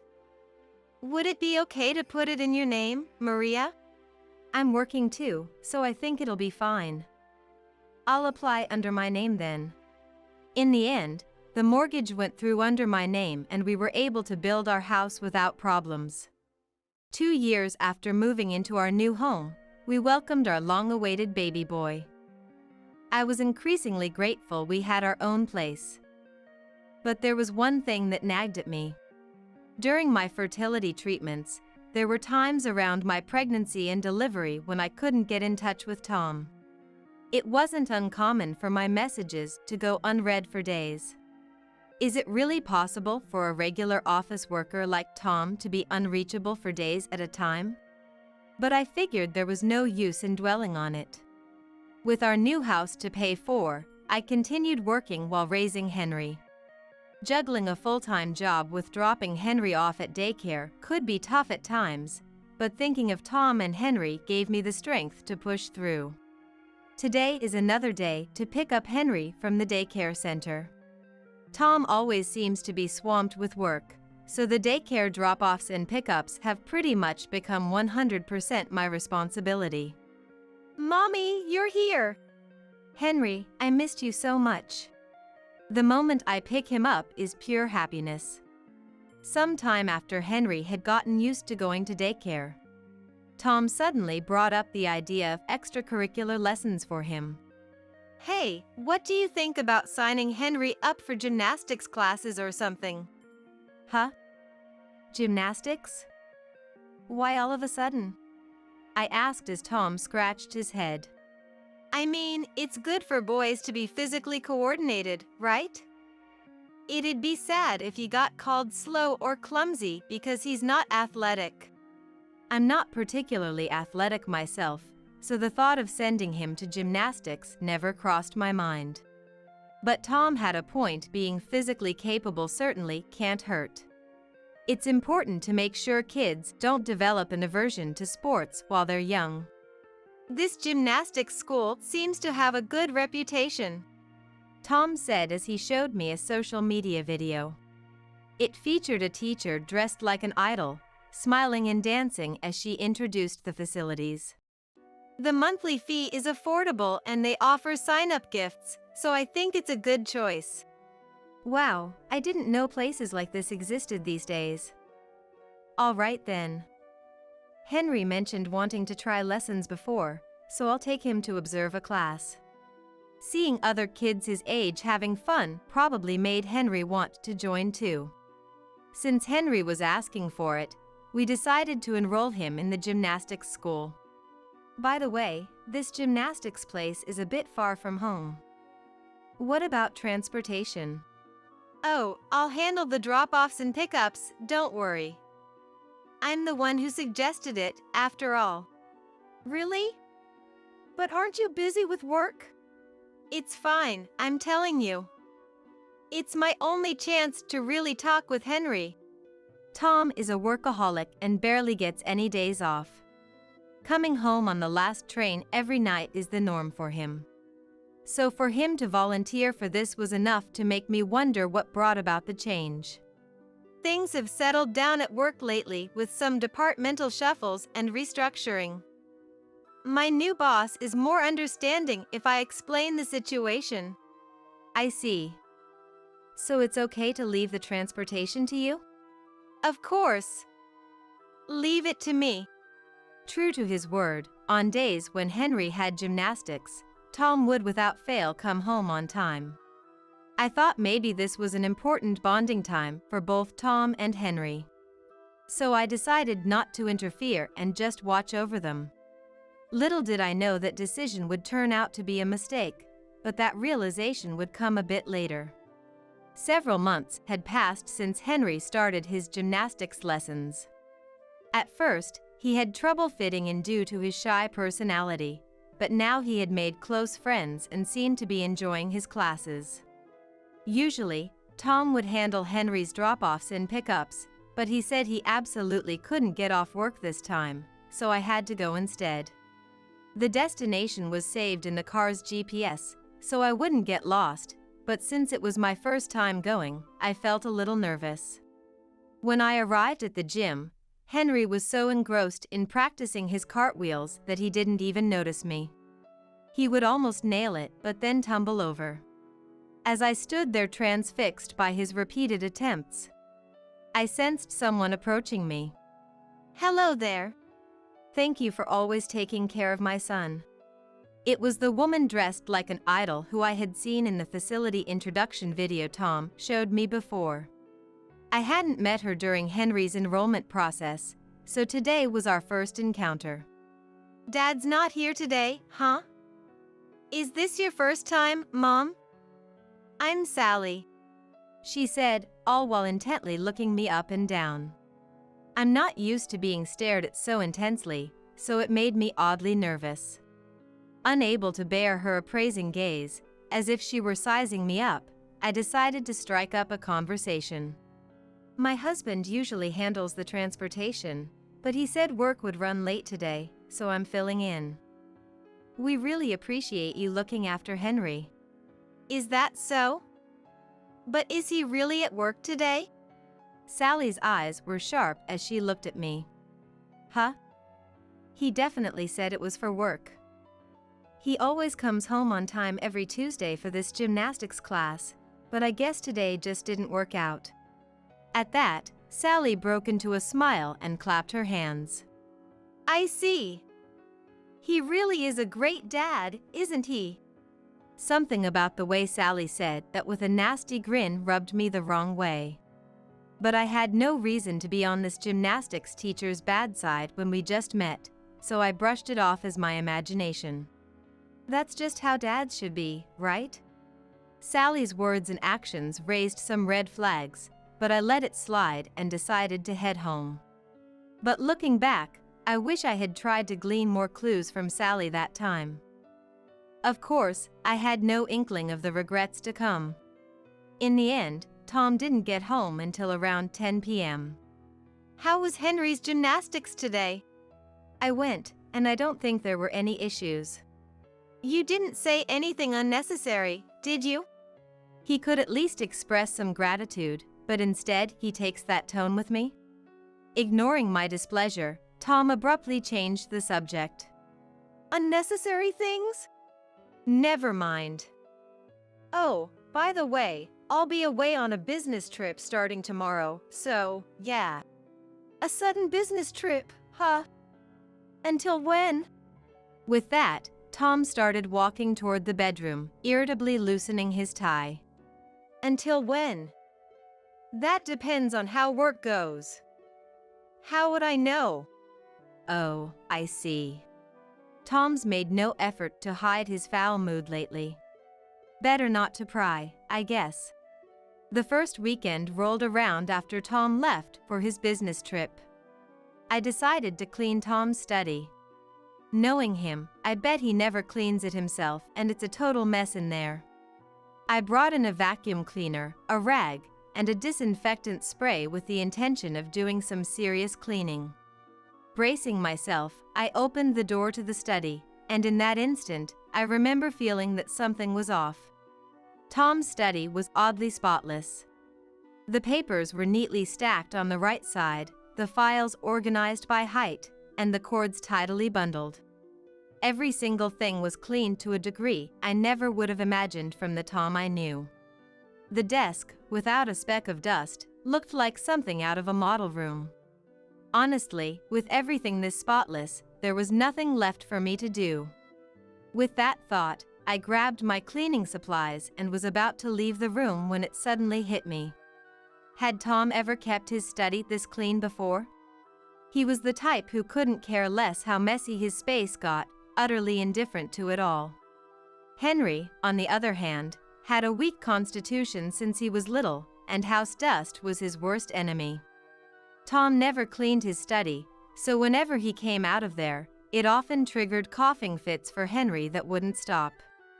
No matter how many times I warned him or pleaded with him for Henry's sake, Tom never lifted a finger to clean, not even once. Why the hell should I have to clean? If it bugs you that much, you do it, Maria. You've got work documents and stuff in there, right? If I go messing with things and you can't find them later, that's on you. Besides, I want you to clean what you can because the house dust makes Henry's cough nonstop. I'll never forget how irritated Tom sounded when he retorted. What's wrong with him is that he's coughing pathetically even though he's a boy. Must have inherited your weak constitution, Maria. Tom, who had no qualms saying hurtful things just to get out of cleaning. There's no way that same Tom would clean this much without a reason. For him to tidy up to this extent, there had to be some motive behind it. First, I checked his desk and noticed papers sticking out in an odd way. Pulling them out, I found divorce papers, all filled out. Every section that required Tom's input was completed. Had I done something to make him bring up divorce? As I searched for any other potential clues, I spotted something glinting in the crack of his closet. Trepidatiously, I took a look and found an unfamiliar dolphin charm. Huh? What's this charm? There's even half a heart on it. What's the matter? It's nothing. The charm with a glittering blue dolphin and half a heart was attached to a smartphone I'd never seen before. His work phone. But didn't Tom say he was going on a business trip? Would he really forget to bring his work phone on a business trip? My curiosity piqued. I opened the folio-style smartphone case. It looked like a normal case, but the card slot seemed oddly bulky. When I felt it, there was a single photo inside. The photo, seemingly taken at an aquarium, showed Tom and Sally together. In the corner, a child could also be seen. I had a bad feeling about this. As much as I wanted it to be a lie, I couldn't stop wondering what was on that smartphone. Given that he had a photo with Sally, it definitely wasn't his work phone. It wasn't the one he used in front of me either, so then, could it be a phone he got solely to contact his affair partner? Probably never imagining anyone else would see it, the smartphone didn't have a lock on it. Considering myself lucky, I opened up the phone. Nervously checking his messages, I found a mountain of evidence of his cheating. It seemed he met Sally, the gymnastics teacher, through a dating app and was using this smartphone to communicate with her. When I opened the messaging app, there was a speech bubble next to Sally's name. Let's hurry up and get divorced so we can be together. And selfie icon that read. As I scrolled, I spotted a message from Tom to Sally. Just wait a bit. If I can get proof that Maria treated me horribly, I should be able to get more alimony in the divorce. Well, aren't you awful? But I suppose that's for the best, considering our life together from here on. I want to hurry up and live together with the child I had with you, Sally. That's the kind of exchange that was left behind. His child? Wondering what on earth this meant, I read a bit further into the messages and discovered that apparently, he had a child with Sally. And at this very moment, it came to light that he was on an adultery trip with Sally, using his paid time off. The travel plans they were discussing were for that very day. Reading it made me feel sick to my stomach, but I couldn't afford to throw up here. Continuing to read, new facts emerged. Tom and Sally had a 6-year-old daughter together. They were planning a party for when they officially registered their marriage, and after divorcing me, he intended to move Sally and their child into this house to live together.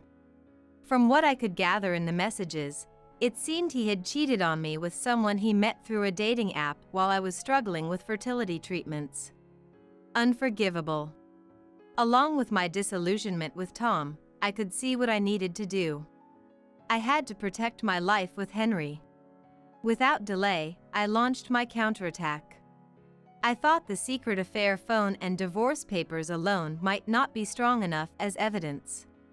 If I wasn't careful, he might find a way to weasel out of it.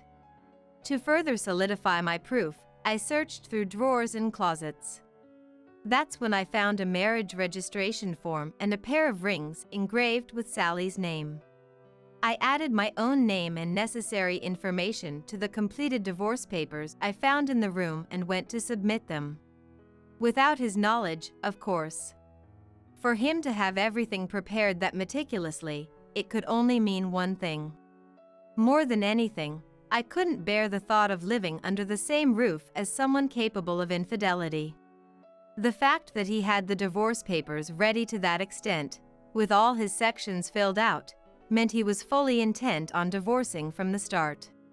Considering he even had a marriage form with Sally and their rings neatly tucked away in a drawer, I certainly wasn't going to end my revenge with just submitting the divorce papers. I wouldn't be satisfied unless I went all the way. I proceeded with the steps to sell the house. The land and house were both in my name, so there were no particular issues and I could handle the process based on my judgment alone. Shops and bus stops had popped up around our home, increasing its value, so it was an unexpected stroke of luck that I was able to sell it at a profit even after factoring in the mortgage. While Tom was away from home for work, I was able to steadily move forward with the sale talks. It took a few months, but in the end, I sold the house that was under my name. I had already explained the situation to my parents, so there was no problem with where to live after the sale. If anything, I was grateful for all the ways they helped with my and Henry's living situation. I had the cooperation of my childhood friend who worked as a real estate agent and taught me how to sell the house in secret, so the sale was done on the down low and Tom had no idea the house had been sold. As soon as I got the call from my childhood friend, I packed up my things and left the house together with Henry. Lately, even when Tom did come home, he would avoid me by returning late at night and leaving early in the morning, so he never saw me or Henry at all. Tom was still frequently away from home for business trips and work as usual, so he seemed completely oblivious to the fact that Henry and I were preparing to leave. Tom reached out to me while Henry and I were temporarily staying with my parents after leaving the house. Where are you? I could hear the irritation in Tom's voice over the phone, but it was just as I expected. What does it matter where I am? Why are you suddenly calling me, Tom? I got off work early today, and when I got home, some stranger was there. They abruptly asked me when I could move out, which made no damn sense. Did anything happen while you were at the house, Maria? I figured this was the right timing, so I decided to tell Tom. I put the house up for sale while you were gone. I thought it would take longer, but I guess I got lucky. What? What the hell are you saying? You sold my house without my permission. I was appalled by Tom's words. He seemed to be under the impression that it was his house and couldn't contain his anger. You think you can get away with doing whatever you want without asking the man of the house? Man of the house? Who? I couldn't help but retort. Your house. What are you talking about? It's my house. I already know you've been hanging out at your mistress's place every day, Tom. What's that supposed to mean? It's creepy how you've been sneaking around. I could hear him click his tongue on the other end of the line. What proof do you have that I'm cheating? And with no house, where the hell do you expect me to live? I don't need to spell it out for you here. Just don't forget that the land and house were in my name, got it? I don't care where you live, Tom, but hand it over pronto. What the hell do you take me for, Maria? A complete stranger. I submitted the divorce papers, by the way. Go shack up with your mistress, and that should solve everything, right? The one you were fooling around with while I was suffering through treatments. I won't even ask for alimony, so count yourself lucky. Then, unable to contain his glee, Tom started talking over the phone. I couldn't care less about you, Maria. Do whatever you want. I never planned on paying alimony anyway. After hearing Tom's words, I hung up the phone. Not once did he bring up Henry or show even a shred of concern for him. I couldn't forgive Tom for that. Honestly, I had even thought that as long as I could quickly leave Tom behind, driven solely by my own pain, that would be enough. But I realized that was the wrong approach. I had to find a way to hurt Tom, who didn't spare a single thought for Henry and acted like he didn't even exist. Somehow, I wanted to make Tom pay. That's when I got some good news from an acquaintance at the gymnastics school. Apparently, Sally was planning a wedding party and inviting her close friends. It seemed Sally was connected with some of the gymnastics school moms on social media. She had supposedly made posts on there hinting at a party she was planning at a rented-out wedding venue. An acquaintance gave me her account info, so I checked it out right away and saw Sally's posts gushing with happiness. The joy of marrying someone you truly love. From the way she was posting, you could tell her head was filled with bliss. Following her social media posts, I was able to find out the wedding party's location and date, so I decided to crash it that day. On the day of the wedding party, I was at the wedding hall in the neighboring town. Henry and I had been eagerly awaiting this day. I couldn't believe he cheated on me without any regard for our family, and his mistress had to be our son's gymnastics teacher of all people. Let's go. Yeah. Mom, can you tell him directly? Yep. And Henry, you don't need to push yourself, okay? Henry looked at me and smiled. Mom, I thought something might be up since you always seemed down when Dad was around, But don't overdo it yourself, okay? The wedding hall had an open setup, so it had a welcoming vibe like anyone could come in. When I dropped Tom's name, I was immediately led into the venue where they were introducing the bride and groom's profiles. They spun the story of how Sally met Tom while working as a gymnastics instructor in an unfamiliar place as a single mother, finally reaching the goal of marriage. Watching the meticulously crafted profile video made me want to hurl, but I couldn't afford to lose it here. I made my way through the crowd and reached where Sally was. Sally had just finished talking with a friend and was standing alone, so I thought the timing was perfect. I approached from behind and tapped her on the shoulder. The way Sally's face stiffened when she turned around still makes me laugh to this day. Long time no see, Teach. How've you been? I'll never forget the shocked look on Sally's face when she saw me. What? No way. Henry's mom? Why are you here? I should be asking you that. Throwing a wedding party like this. So you're the one Tom's remarrying, huh? For a moment she looked uncomfortable, but quickly replied. We just had a fateful encounter while I was working at the gymnastics school. The only difference is timing, but I was his destined partner, you see. I hear you have a child, Sally. So you and Tom are getting married with kids in tow? It's just like we showed in the profile video. He loves me, child and all, so I decided to marry him. The child was the one I saw in the corner of the photo tucked in that smartphone case.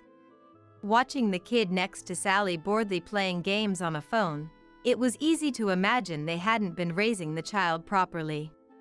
I borrowed the mic from the MC and shouted out right then and there. Everyone, I'm Tom's ex-wife who he just recently divorced.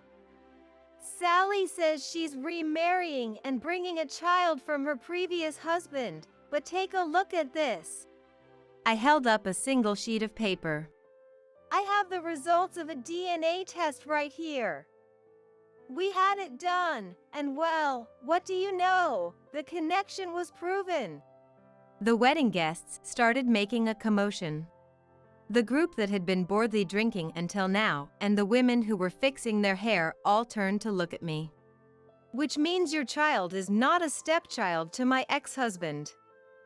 They were actually parent and child from the start. How does it feel to have introduced the child born from an affair to the real father? What? Why would you say something like that? The human gaze is hard to deceive, and the murmuring only grew louder and louder. I couldn't wrap my head around the nerve of showing up as the father to a child born from cheating. Just moments ago, they were brazenly spinning the tale of a fated marriage in their backstory and profiles, so it was no wonder the guests were watching with shock and curiosity. I'm amazed you were this close. To think you had more than a teacher-student's parent relationship. But I wonder what people at your work will say when they find out the truth behind this marriage. We just matched on an app, okay? Leave it alone. Beside me, Henry was recording the wedding on his phone. I took the phone from Henry and told Sally and Tom. I wonder what would happen if I sent this video to your coworkers. From the looks of it, I bet they have no idea you've been having an affair for years. I showed them the customer inquiry pages on both their companies' websites. Then I operated the phone and attached the video I just recorded. If you thought you could cheat and start a new life scot-free, you're dead wrong, Sally and Tom. You're sending this to our workplaces? What good would that do? Exactly. They'll just think it's some prank video or something. No one can tear apart our destined bond. Undaunted by their words, I continued. You see, I sent this directly to your bosses at work, no, to people even higher up than that. What? What do you mean? I sent an inquiry a little while back and was told they wanted to be contacted directly. We agreed that I would send it like this. Why the hell would you do that on your own? What are we supposed to do now? My promotion was riding on this. Tom clutched his head in frustration, but that's none of my concern. I don't know what you reported to them, but I can't imagine your companies would tolerate infidelity. You better be prepared for the fallout. As I spoke, Tom and Sally glared at me in vexation, but the story doesn't end there. Right after the wedding, the two of them were apparently called in by their respective workplaces. Not only was Tom's path to promotion blocked, I heard he got transferred to a regional branch. Even if he wanted to quit, he has no special skills to speak of, and they saw right through the fact that he couldn't realistically change jobs at his age. As for Sally, she was fired and now has to live on Tom's income alone. Even with a child, he got demoted and his meager salary will make it tough to get by. Sally's social media, which used to be filled with glamorous posts, gradually became overrun with complaints.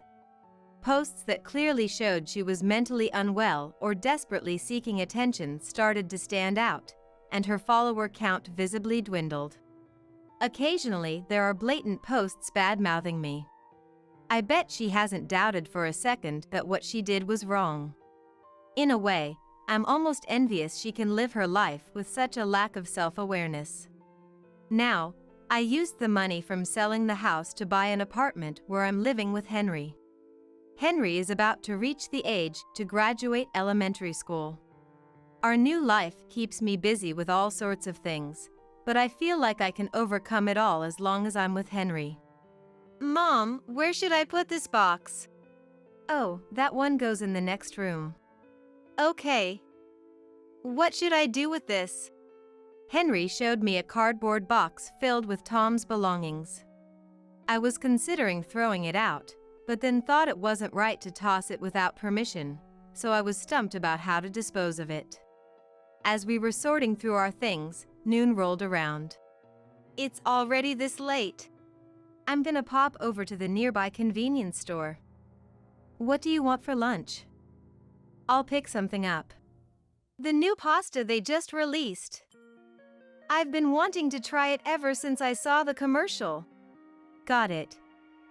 Actually, let's both take a break and go shopping together. When we walked out to the apartment entrance, I laid eyes on someone I couldn't believe. It was Tom. I had only told a select few people the address of our new apartment, but somehow Tom found out and was standing in front of the building.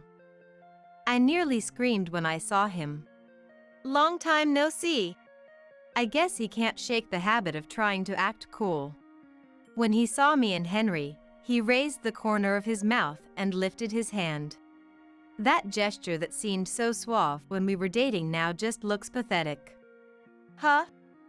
What are you doing here? Wow, you sound so harsh. Is it so wrong to want to see you once in a while? Once in a while? Henry, and I don't want to see your face at all. He glared at me and then immediately turned to face Henry. About time you started wanting to see your old man again, huh? I know, let's hit up a family restaurant. Order whatever you want, it's on me. Henry brushed off his hand and looked at Tom with an expression like he was staring at something filthy. Don't joke around. Why the hell would I go to a restaurant with you? You? What's with that attitude? You go and cheat without a care, wreck our lives, and now it's all I'm so happy these days. Maybe I should grace my kid with my presence once in a while. Spare us the bad comedy routine. Tom tried to grab us in a fit of anger, but Henry dodged him. In the blink of an eye, Henry had Tom locked in a grapple. What? What's going on? Henry has been practicing Brazilian Jiu-Jitsu since he started elementary school. He's now one of the top-ranked practitioners in the States, so his skills are the real deal. Tom, caught in Henry's self-defense technique, has a look on his face like he can't comprehend what's happening. The way he effortlessly applies the hold with such fluid movements is enough to make even me, his mother, stare in awe. I'm glad I kept up my training all this time, thinking I'd protect Mom from getting hurt. Let go of me. You think it's okay to use violence against your father? I don't think of you as a father. Going there with you will ruin the restaurant. Still not getting it? I guess being told off like that by his own son was a real shock, because he turned and left. I was surprised to see how strong Henry had become, and it filled me with joy. After that, Tom stopped showing his face around us. Honestly, I didn't want to see him anyway, so good riddance. Despite everything that happened, I think Henry grew up to be a strong yet kind young man. As a parent, I couldn't be happier. Maybe it got through to him that I never wanted him to take after Tom, his father, but Henry really is a sweetheart. It makes me shudder to think what would have happened if I had ignored that divorce filing and kept living as I was. I'm still working at the same job as before, but I feel like this was the right choice. Now, I've renewed my resolve to live for my own and Henry's happiness. Hey, how much of Ben's inheritance am I gonna get? My husband David blurts out, his words dripping with greed. My only family, my father, had just passed away suddenly, and we had barely finished the funeral. As I was drowning in grief, David didn't offer any comfort and nonchalantly started talking about money. My dad was a famous lawyer who often appeared in the media, and his earnings must have been quite substantial. When David and I first got married, we got along well and he never showed any desire for my father's status or wealth. But within a few months, he started acting strange. He stopped doing household chores, slacked off at work causing his performance reviews to drop, and went out drinking every night only to show up hungover at the office. Eventually, he became so self-indulgent that he had no qualms about being absent from work without notice. I suppose he had grown complacent, relying on my father's money. And now that my father had passed away, he finally revealed his true colors. His attitude, trampling on my loneliness and feelings of mourning for the deceased, filled me with a sadness that made me want to scream and cry, and an anger that welled up from the depths of my stomach at the same time. Lying on the bed, I told David without even making eye contact. There is no inheritance. I'm Mom's stepchild from long ago. I'm not a real family member, so I can't inherit anything. 0. David's face instantly turned pale. You're lying, a stepchild? What the hell? You never told me that before. He shouted. As I calmly explained, David suddenly let out a yell that reverberated throughout the room. You deceived me. I was expecting an inheritance knowing your dad was a famous lawyer. I made a mistake marrying a plain-looking, middle-aged woman like you. I'm divorcing you right away. He screamed angrily in a harsh tone and smashed everything on the table onto the floor. The pair of stuffed animals, the photo frame with our wedding photos, the mirror we bought on a trip, the mementos of our time together shattered one after another with loud crashes. Was this the true feelings of the David I had loved so much, the one I had shared so many fun times with when we first met? Overwhelmed by a mix of disappointment and disillusionment, I collapsed weakly on the spot. I couldn't let David see the smile I couldn't hold back. My name is Rala.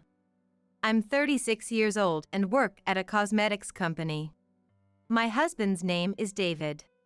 He's 5 years younger than me, and we met at a foreign language school we were attending at the time. Both David and I work in sales at different companies, and we were studying languages again to keep up with the recent globalization. My father is a famous lawyer who often appears in the media, known as the go-to attorney that everyone wants to consult with. Of course, his sales and assets seem to be quite substantial. We keep our family out of the media spotlight, so my existence isn't widely known to the public, but it still gets around to those around us. The neighbors, acquaintances, friends, and people at work often said various things about my father. With my father being wealthy, many people mistakenly assumed I was financially well off too and would approach me for money. By my 20s, I was already fed up with that situation. I had a few boyfriends, but in the end, everyone was after my father's assets. As soon as we got a little closer, they would say things like wanting me to introduce them to my father or assuming he would support us if we got married. They were all counting on my father's money, and each time I broke up with them, everyone only cared about my father. No one truly saw me for who I am. David, who approached me persistently when I was emotionally unstable, always talked about foreign language lessons and everyday life. Even when I gave in to his enthusiastic invitations and went on a few dates, the topic of my father never came up, and he acted normal when we talked about each other's family. Maybe David didn't know about my father. David always seemed to genuinely enjoy talking with me.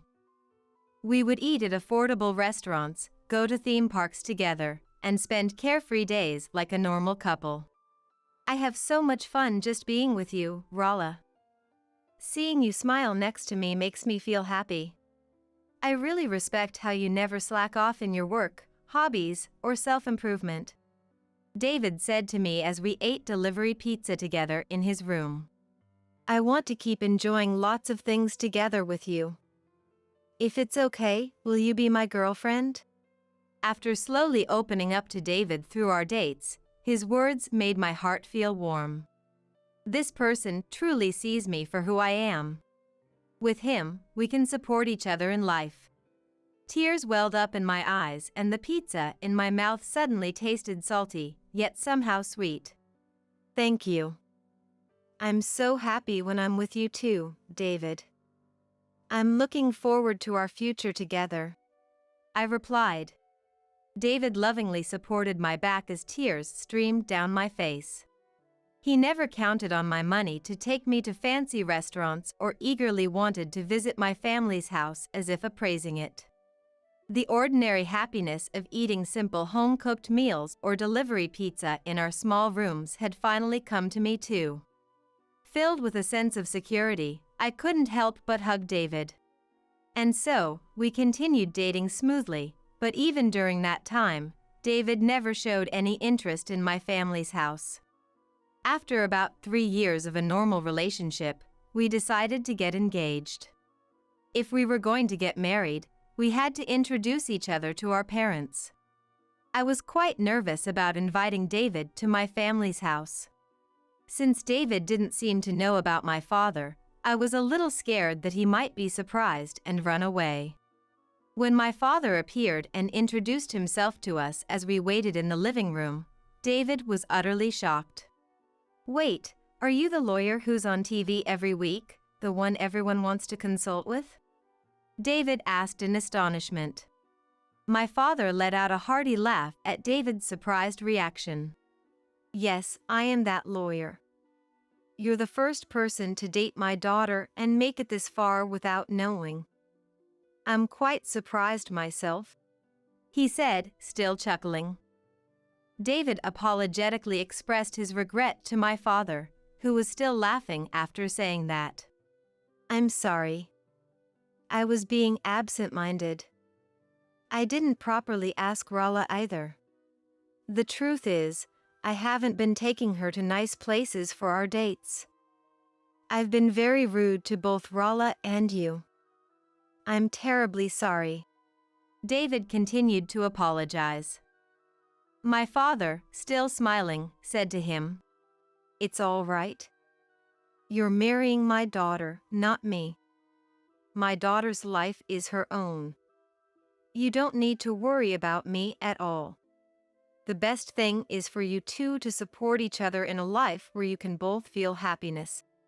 My father's demeanor was calm yet dignified, making us feel the depth of his life experience and character as a lawyer who had handled various difficult cases and also worked extensively in the media.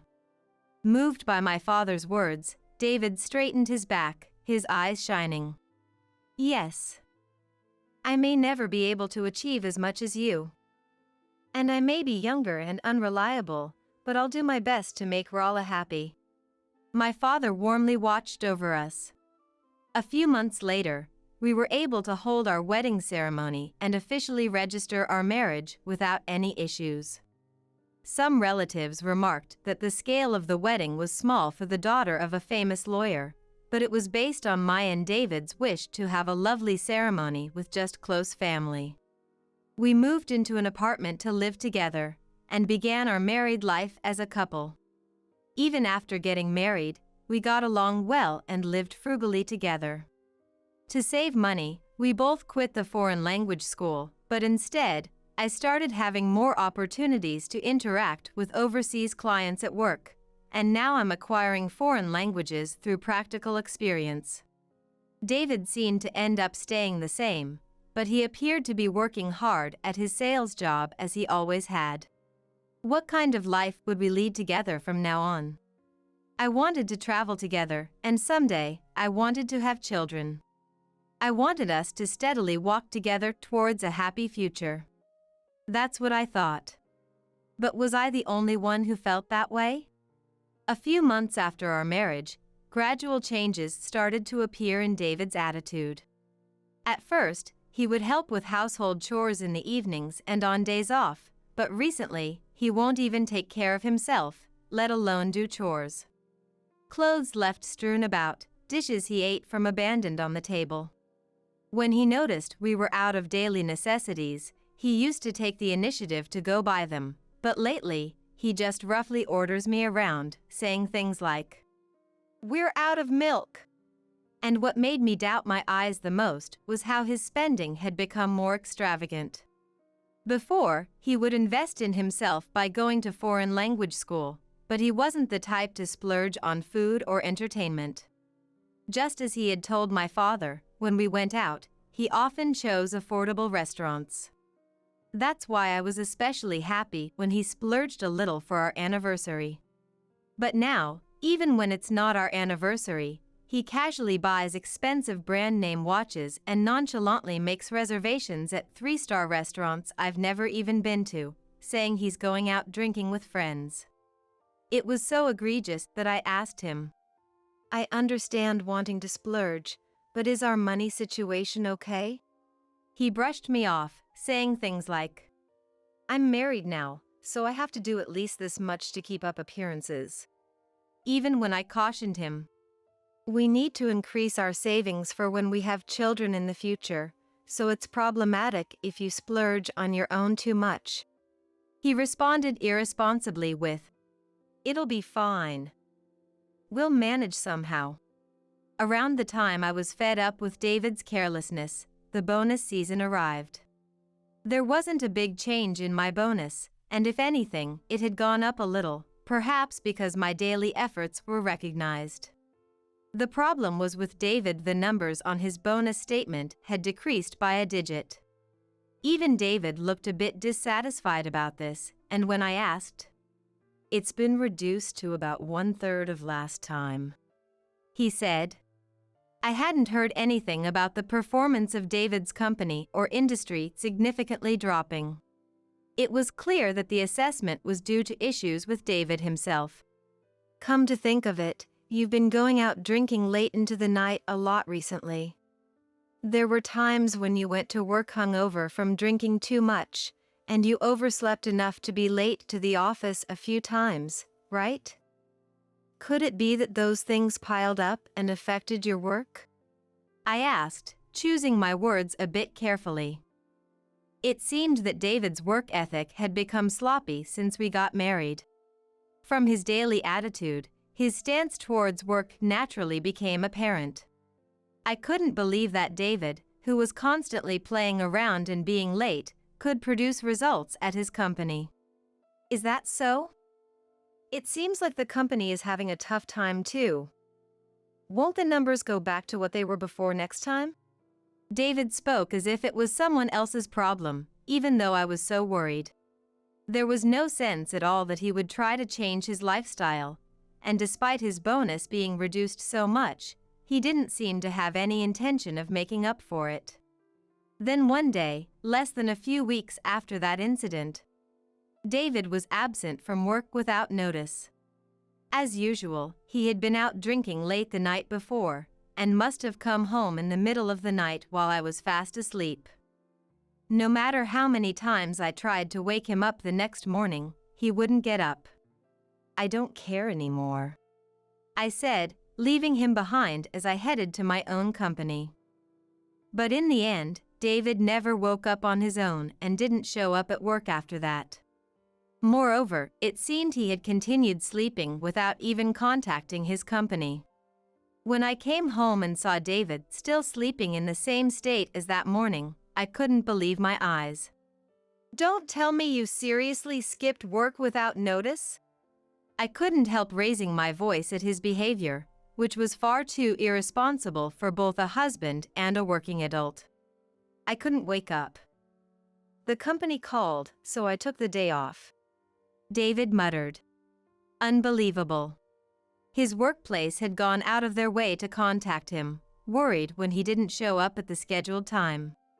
He inconvenienced his company, didn't do his job, and on top of that, showed no sign of remorse. I felt a sense of despair towards David, who had turned into a good-for-nothing completely different from the man I married. Do you understand what you've done? Your performance reviews are dropping, you're going to work sleep-deprived and hungover every day, and now you're skipping without notice? What are you going to do if you get fired over this? I couldn't help crying out, deeply concerned about David's life and our future together. The next words out of David's mouth left me speechless. Then we can just borrow money from Ben. In that instant, everything went dark before my eyes. Since when did this man start counting on my father's wealth? I wondered in disbelief. He had promised my father that he would find happiness with me while supporting each other. He used to say he was happy just being with me and enjoyed our simple life together. I felt like a fool for believing I could find happiness with David. Now, in the end, David was only with me for the money too.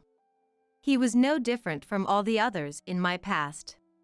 Are human beings creatures who inevitably become blinded by wealth? Then was it a mistake to introduce him to my father before the wedding? Disappointment, regret, disillusionment, sadness, various emotions swirled within me. If things continue this way, I might have to consider divorce, I realized grimly. Even after that, David didn't change his attitude. Although he stopped skipping work without notice after apparently receiving a stern warning from his company, he never quit his flashy nighttime entertainment or wasteful spending. When he started showing an unbelievable level of frivolous spending, like impulsively buying expensive brand-name shoes and bags without much thought, I even felt a sense of dread thinking about what would become of David in the future. Anxious about my own life, several months ended up passing just like that. And then one day, my father suddenly passed away. It wasn't an accident or incident, but a sudden death from illness. Of course, my father's business associates and the media made a huge commotion, and those around him suddenly became very busy. Having lost my mother long ago and with no siblings, my father was my only family. Until the funeral was over, I was far too busy to even have time to cry, but when everything was finally done, a sense of loss and sadness washed over me. My father, who had single-handedly raised me while juggling his main job and media work, was always calm, wise, and the object of my utmost respect. Even when I felt like giving up during my college entrance exams or job hunting, my father's attitude of never shying away from effort and learning in anything encouraged me and helped me overcome those challenges. He was only 66 years old, far too young to pass away. As I was grieving alone in my room, David barged in without even knocking. I knew that David had barely helped with the funeral arrangements, idly fiddling with his smartphone in a corner the whole time while I was busy handling all the various preparations and correspondence. Having already given up on David after everything that had happened, I didn't even feel like scolding him in that moment. As I crouched by the bed, clinging to it and crying, David stood over me without even bothering to crouch down and meet my eyes. "Hey, how much inheritance is there?" he asked. "It all comes down to money in the end, huh?" I thought, disgusted. As I remained silent, not even bothering to respond to his words, David stepped closer and raised his voice. "How much is there?" With how much he earned, there must be a ton of money left, right? You're his only living relative, so you'll get the inheritance, yeah? He was grinning repulsively, even though his wife's father had just passed away. It seemed that now that my father was gone, David thought he had become a multimillionaire overnight.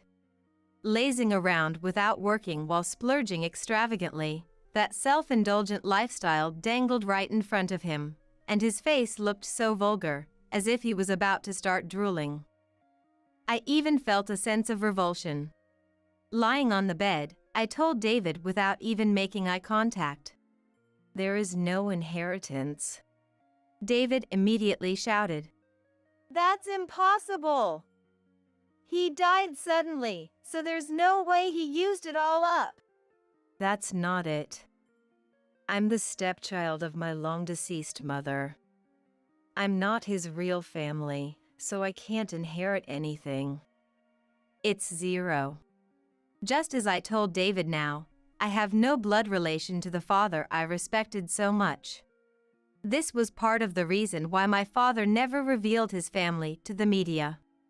"You're lying, a stepchild? What the hell? You never told me that before," he shouted. "It's true that he raised me until I became an adult and that we cherished each other, and since Mom passed away long ago, I just thought there was no need to specifically mention it." I had nothing more to say to David. Instead of telling him to get out, I sighed. Suddenly, David let out a yell loud enough to echo throughout the room. You deceived me. Why do you think I've been sucking up to Ben all this time? Give me back these past few years. What? For a moment, I thought my heart would stop. What did he just say? Before I could even ask, David flew into a rage and smashed everything on the table onto the floor.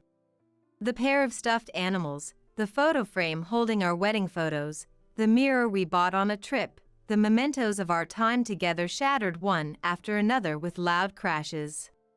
"You're an idiot, so you probably thought I was some prince who fell for you purely without knowing about Ben, right?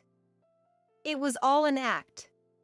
There was someone in the same class as me at the foreign language school who recognized your face right away and secretly told me everything. They said there must be a ton of guys coming after you for Ben's money, so if I pretended not to know and put on a pure love act, you'd fall for it immediately." I couldn't believe it. Unlike school or work, your identity isn't revealed at hobby classes, so I had let my guard down. Since no one had ever mentioned anything about me in the foreign language class, I truly believed that David had come to like me without knowing about my father. David had just accused me of deceiving him, but I was the one who had been deceived. David clicked his tongue loudly. "What are you gonna do about this?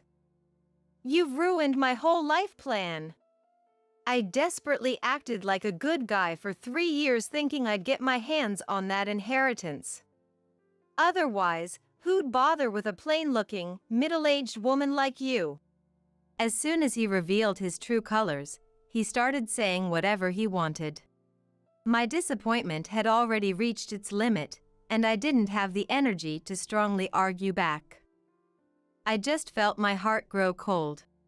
"I was planning to divorce you as soon as the inheritance came through without a hitch. I've been seeing someone for about a year now, so I was gonna marry her and build a nice house with that money to let her live in luxury."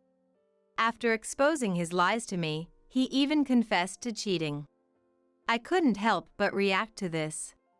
I raised my face, widened my eyes, and stared intently at David.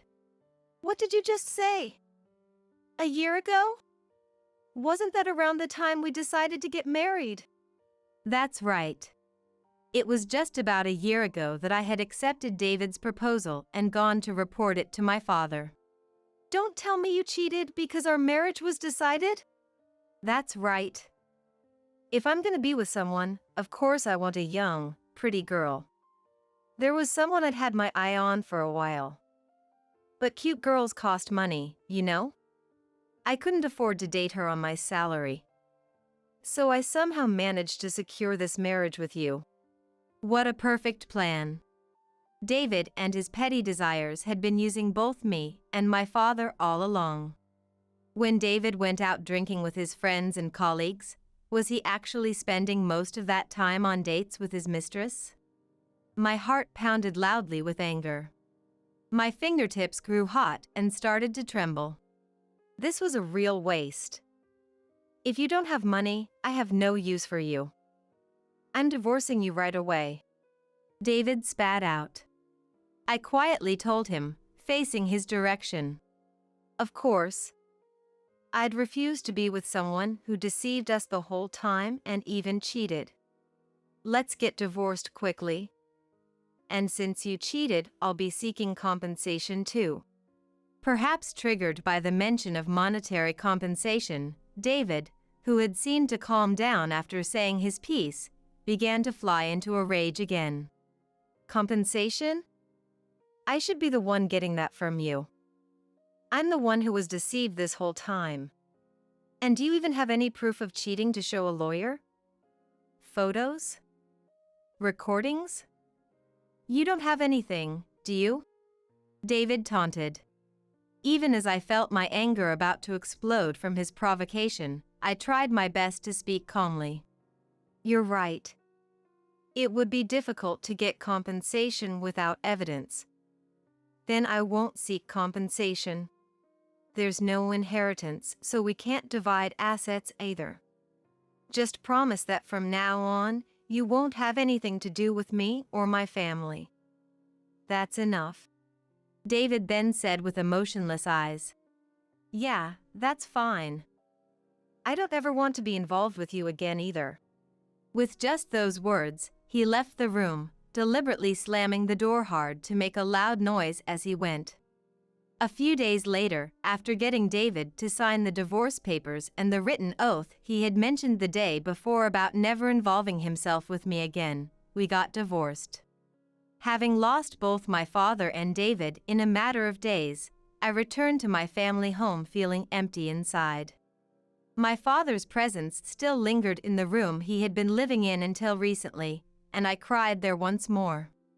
After that, I returned to work and began to get used to living alone in my family home, and a peaceful life gradually started to come back. Then, about 2 weeks later, my smartphone started ringing incessantly all day long. At work, I put it on silent mode and kept it in my locker to avoid disturbing others, but it was the same situation at home, so it was unbearably disruptive to my life. The caller was David every time. I had ignored it for several days, but it was so persistent that I decided to answer just once. If I listened to what he had to say one time, these persistent calls would probably stop. The moment I pressed the call button, David started yelling in a harsh tone from the other end. You! How dare you lie to me back then? There was an inheritance after all, wasn't there? Why didn't you give it to me? His shouting was so unpleasant that I reflexively pulled the receiver away from my ear. The TV in my room happened to be showing the news, and I watched it. It was a story about how the recently deceased father's relatives had donated his sizable estate entirely to nonprofit organizations. David had probably seen this news, learned that there actually was an inheritance, and was now in a rage. There was actually a small lie in the story about not having an inheritance I could inherit due to lack of blood relation. It was true that I was my mother's child from a previous marriage and had no blood relation to my father, but when my parents remarried, I was still in elementary school and they had legally adopted me. And my father, a popular lawyer, had prepared a will just in case something happened, which stated that I would inherit his entire estate. Of course, since a lawyer had drawn it up, it was legally airtight. When my father passed away, David was already living a lazy life of wastefulness. So I had kept quiet, thinking that if I revealed the existence of the inheritance, he would spend it all without working. And what the hell is up with that amount? $2 million? With that money, you'd never have to worry about living expenses again. Why did you keep quiet about it? You idiot! Since David and I were already divorced and he was now a stranger, there was no way for him to get his hands on my family's money. David seemed to have his blood boiling from the shock and frustration of losing his chance to get his hands on a large sum of money. That's exactly what I'm talking about. I don't want to give even a single cent to someone who obsesses over other people's money despite not even working hard himself, I said firmly. David let out a pathetic sound from the other end of the line. Did you really donate it all? Didn't you keep even a little for yourself? I was actually impressed by how bad he was at giving up as I answered. I really donated the entire amount, not even a cent left. Dad's money is no longer in our possession. Then I heard a blatant tongue click from the other end of the receiver. You really are an idiot. Why the hell would you donate it? If you had kept it for yourself, you could have had a good life. I made the right call divorcing a stupid woman like you. With those parting words, David hung up the phone unilaterally. Finally feeling calm, I blocked David's number. After that, David apparently went out drinking every day, shocked that the inheritance he was counting on from his ex-wife's father was completely gone. Of course, his work attitude and performance at the company worsened even further. Moreover, the fact that he had married his ex-wife for the inheritance and divorced her as soon as her father passed away spread throughout the company, further lowering people's opinion of his character. Meanwhile, when I tried using social media to look for David's mistress, I quickly found her personal account. It seemed David had been quite generous with her, counting on my father's inheritance, but now that it was all gone, he couldn't even put on a good face for her anymore. The guy I was dating got divorced, but lately he keeps saying he has no money, so the presents and dinners have completely stopped. I was dating him because I thought he'd let me live in luxury, but now I'm thinking of breaking up. Read a post by his mistress. Seeing that, I held my aching head. If David was after my father's money, it seemed his mistress was after David's money. They were all just a bunch of greedy, classless jerks. I closed that page with a straight face, deciding never to look at it again. About 3 weeks after my last phone call with David, an unexpected visitor came to my company one day. An employee in charge of the reception called for me with a troubled look, so I followed them to the hallway where David was waiting, looking much more haggard than before. "What are you thinking, coming to my workplace?" I asked. David looked at me with a fawning gaze, laughing. I was thinking after that. When my bonus went down, yours went up, right? So even if you don't have Ben's inheritance, you must have your own savings, yeah? I was shocked, never expecting him to bring up my money. I've been taking out loans for shopping and using my card for bar tabs, so now my debt has piled up. At this rate, it's going to affect my life. I want you to help me out a little. Come on, please? David pleaded.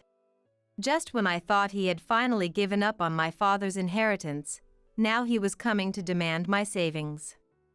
I felt so dizzy from his outrageous nerve that I nearly collapsed on the spot. Of course not, I declared. Every time you look at someone, it's money, money, money. I'm so sick of it. If you want money that badly, then work hard, save up, and make your own money. Don't make such a scary face. You're really not cute at all. Want me to tell you how much debt I'm in? $20,000. Even the woman I was going to marry dumped me recently, saying I'm too stingy. I've hit rock bottom. Can't you help me out a little? David persisted with a pathetic look on his face. Having lost both money and women, his sulking figure was simply pathetic and ugly. You selfishly counted on my family and racked up debt on your own, right?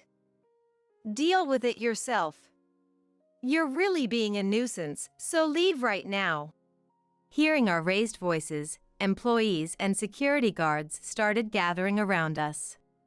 Of course, the employees close to me knew about my father and had been invited to the wedding, so they recognized David's face. My boss, who had rushed over, had the security guards escort David out, resolving the situation peacefully for the moment. Afterwards, he talked with me at length and said he would make sure David couldn't get into the company again in the future. Then my boss got angry at David, saying, I can't stand seeing someone who works so humbly and diligently suffering because of a nasty ex-husband. While sympathizing with me. He even praised my sincere and competent work ethic and told me he would give me a good assessment next time. After that, David's lifestyle completely fell apart. He started being late and skipping work without notice repeatedly until he was finally fired from his company. Of course, David had no savings, so he quickly became unable to pay rent and living expenses. He was kicked out of his home and apparently ended up on the streets. Drinking too much, his health deteriorated and his appearance worsened. Of course, it was impossible for David to find another job as a full-time employee. He's somehow working a live-in part-time job and slowly paying off his debts with his meager wages. For years, he deceived one woman and flew into a rage when things didn't go his way. He couldn't manage himself properly at all, going with the easy flow and continuing to indulge himself. Such a self-centered and immature man is now being forced to endure a constricted lifestyle. Actually, there was still something I was hiding from David. The apartment that belonged to my father, where I'm living now, is in a prime location in the city and has considerable asset value. After living here for a while, I'm considering either finding a new home or selling this apartment if I ever find a new partner. And it's not a lie that I donated the inheritance, but it wasn't the entire amount as I told David. The will stated that I could use it as I liked, but that I should use a little for myself. My father seemed to have seen through the fact that I, who had long been interested in activities to save children around the world, would donate to organizations. I won't betray my precious father. That's why I decided to keep a little for myself, as per my father's will.